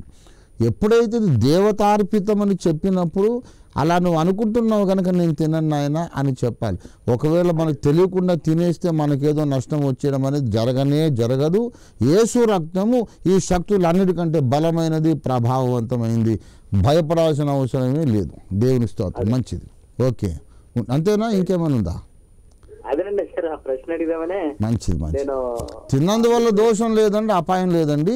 ఒక సాక్ష్యం కొరకు మనం తినం. అయ్యా మీరు దేవతకు అర్పించబడింది అంటున్నారు కనుక ఈ సిస్టమ్ మీద నాకు నమ్మకం లేదు కనుక నేను తినను, అంతే తప్ప మేము ఇచ్చే కేకు ప్రసాదం కాదు నాయన, ఇది దేవుడికి పెట్టి మీకు ఇచ్చేది కాదు. ఇంట్లో వండుకున్న పాయసం మీకు ఇస్తున్నాం, తీసుకుంటే తీసుకోండి, లేకపోతే లేదు. దానికి భక్తికి సంబంధం లేదు. క్రైస్తవులు ఇచ్చే తిరుబండారాలు భక్తికి సంబంధం ఉన్నవి కాదు. వాళ్ళు ఇచ్చే ప్రసాదం మాత్రం ఒక దైవారాధన సిస్టంలో భాగం. దానికి దీనికి చాలా డిఫరెన్స్ ఉంది. Okay, right. Over to the next question. ఆఖరి ప్రశ్న. ఇంకొక 5-6 నిమిషాలలో లేక 7 నిమిషాల్లో మనం ఈ కార్యక్రమాన్ని ముగించబోతున్నాం. Yes please. Hello. Yes please. ఎవరండి? హలో హలో, నేను నా పేరు బి మోహన్ రావు అండి, నెల్లూరు నుంచి మాట్లాడుతున్నాను. నెల్లూరు నుండి? హలో, నిడదవోలు, పశ్చిమ గోదావరి జిల్లా. నిడదవోలు అండి. ఓకే ఓకే ఓకే, చెప్పండి సార్. చెప్పండి మీ పేరేమన్నారు? బి మోహన్ రావు, భట్టు మోహన్ రావు. భట్టు మోహన్ రావు గారు ఫ్రమ్ నిడదవోలు, వెస్ట్ గోదావరి. చెప్పండి బ్రదర్. మరి మీరు గణతంత్ర దినోత్సవాన్ని ప్రతి చర్చిలోనూ సెలబ్రేట్ చేయమని చెప్పారు కదా. అది నా అనుచరులకు, నా అభిమానులకు చెప్పానండి. మీరు నా అనుచరుడు, నా అభిమాని కాకపోతే మీ మీద బైండింగ్ లేదు. అది కాదు అంటే మీరు రాజ్యాంగాన్ని, భారత రాజ్యాంగాన్ని గౌరవిస్తున్నారు. ఖచ్చితంగా గౌరవిస్తున్నారు. 100%. అంతే కదా. 100% గౌరవిస్తున్నారు. మరి మహిళలకు మీ మహిళలు బోధించవద్దని చెప్పారు కదా. మరి రాజ్యాంగం మహిళలకు ఇచ్చే స్వాతంత్ర్యాన్ని మీరు తప్పు పట్టుకున్నట్టు కదా. బ్రదర్, మీరు నాకు చాలా నచ్చేశారండి. ఒక విషయం మీరు నాకు చాలా నచ్చేశారంటున్నా. ఒక మాట వినండి, ఒక మాట. ఇప్పుడు ఆధ్యాత్మికంగా క్రైస్తవ సంఘారాధన క్రమం ఇలాగు జరగవలెనని అంబేద్కర్ మహాశయుడు రాజ్యాంగంలో ఎక్కడా రాయలేదు. రాజ్యాంగం అనేది అన్ని మతములకు సమాన ప్రాతినిధ్యం, సమానమైన గౌరవం ప్రభుత్వం ఇస్తుంది అనేది రాజ్యాంగం. వినండి మీరు రాజ్యాంగం గురించి నేను చెప్తాను. రాజ్యాంగం మీరు చదవలేదు. నేను చదవలేదు. ఏంటంటే మహిళలకు రిజర్వేషన్స్ అన్ని ఇవ్వబడ్డాయి బాబు. రాజ్యాంగం మా ఇంట్లో కదా. వినండి వినండి వినండి రాజ్యాంగం నేను చదివాను, మా ఇంట్లోని మీరు వస్తే చూపిస్తాను. చెప్పేది వినండి. ఫస్ట్ ఆఫ్ ఆల్, రాజ్యాంగం అనేది సివిల్ రైట్స్ విషయంలో చట్టం ప్రతిపాదించిన హక్కుల విషయంలో ఆడామగ తేడా లేదని చెప్పడం వరకే రాజ్యాంగం పని. కానీ ఒక మతము అనేది ఉన్న తర్వాత ఆరాధన స్థలాల్లో ఎలా ప్రవర్తించాలనేది ఆ మత గ్రంథమే నిర్ణయిస్తుంది, కానీ రాజ్యాంగం నిర్ణయించదు. ఇప్పుడు సిక్కుల గురుద్వారాలు వాళ్ళు ఎలాగ ప్రవర్తించాలి, హిందూ ఆలయాలు ఎలా ప్రవర్తించాలి, ముస్లిం ఆలయాలు వాళ్ళు ఎలా ఉండాలి, క్రైస్తవ మందిరాలు వీళ్ళలా ఉండాలి, ఆ రెస్పెక్టివ్ ప్రామాణిక గ్రంథములే చట్టం. అంతేగాని అక్కడ రాజ్యాంగం చొరబడదు.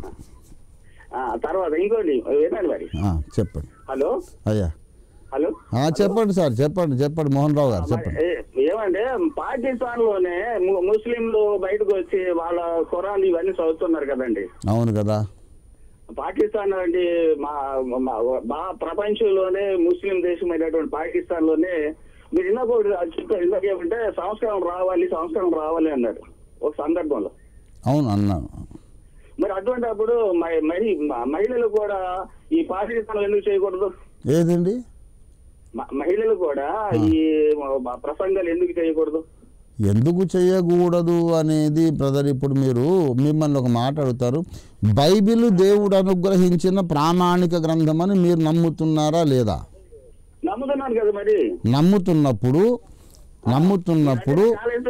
వినండి మోహన్ రావు గారు, మీరు బైబిల్ను ప్రామాణిక గ్రంథం అని నమ్ముతున్నానని చెప్పేశారు కాబట్టి బైబిల్లో దేవుడు ఒకటి చెప్పేసినప్పుడు ఎందుకు ఇలాగని అడగకూడదు. మనం మీరైనా నేనైనా దేవుడిని ఇష్టపడుతున్నాం, బైబిల్ని ఇష్టపడుతున్నాం కనుక అయ్యా దేవుడు బైబిల్లో చెప్పిన దానికి మనము ఇంప్లిసిట్ ఒబీడియన్స్తో లోబడాలి తప్ప ఇట్లా ఎందుకు అనకూడదు.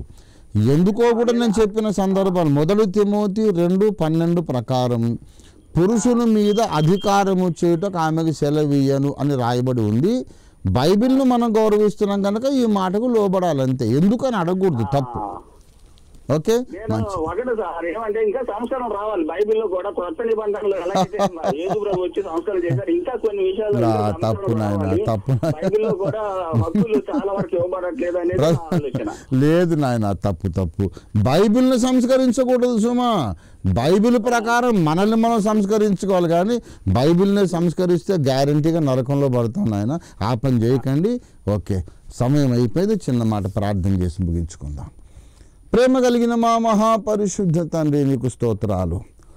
మా కన్న తండ్రి, అనేక మంది సోదరులు సహోదరులు, నీ కుమారులు నీ కుమార్తెలు ఈ దినం కార్యక్రమంలో ప్రశ్నలు సంధించుట వలన పాలు పంచుకున్నారు. వారందరినీ కూడా దీవించండి మా ప్రభువా. ఈనాటి కార్యక్రమ స్పాన్సర్ అయినటువంటి జగదీష్ బాబును, తన సతీమణిని, వారి కుమారుడు కుమార్తెను ఆశీర్వదించండి అయ్యా. వారి యొక్క ఆత్మీయ జన్మదినం మా తండ్రి సమీపించింది కనుక ఇలాంటి ఆత్మీయ జన్మదినం అనేకము వారు చూస్తూ ఇంకా అనేక గొప్ప కార్యములు నీ కొరకు పూనుకొని జయం పొందడానికి సహాయం చేయండి.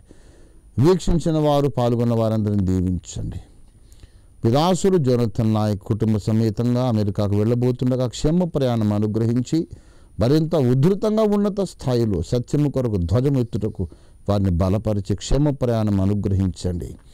ఆయా రీతులుగా సహకరిస్తున్న వారందరినీ దీవించండి. కాల్వరీ టీవీ ఛానల్ యాజమాన్యం వారిని స్టాఫ్ అందరినీ దీవించమని వచ్చే శుక్రవారం మళ్ళీ ఈ రీతిగా మేము సత్య దర్శనం కొరకు సత్య సంస్థాపనం కొరకు మళ్ళీ కలుసుకునేదాకా మా ప్రయాణముల్లోనూ మా జీవిత ప్రయాణంలో మాకు తోడుగా ఉండమని యేసు పరిశుద్ధ నామంలో స్తుతించి ప్రార్థిస్తున్నాం తండ్రి. Amen, amen, amen. God bless you. Bye.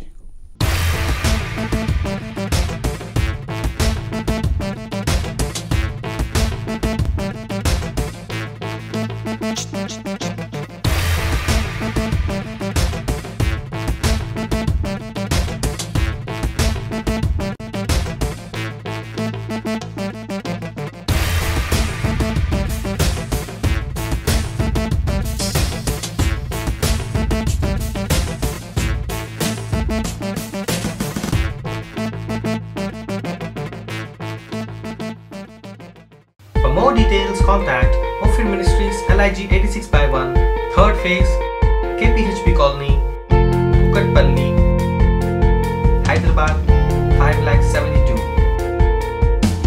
Our numbers 9908 773 008, 99511 00044. Our website www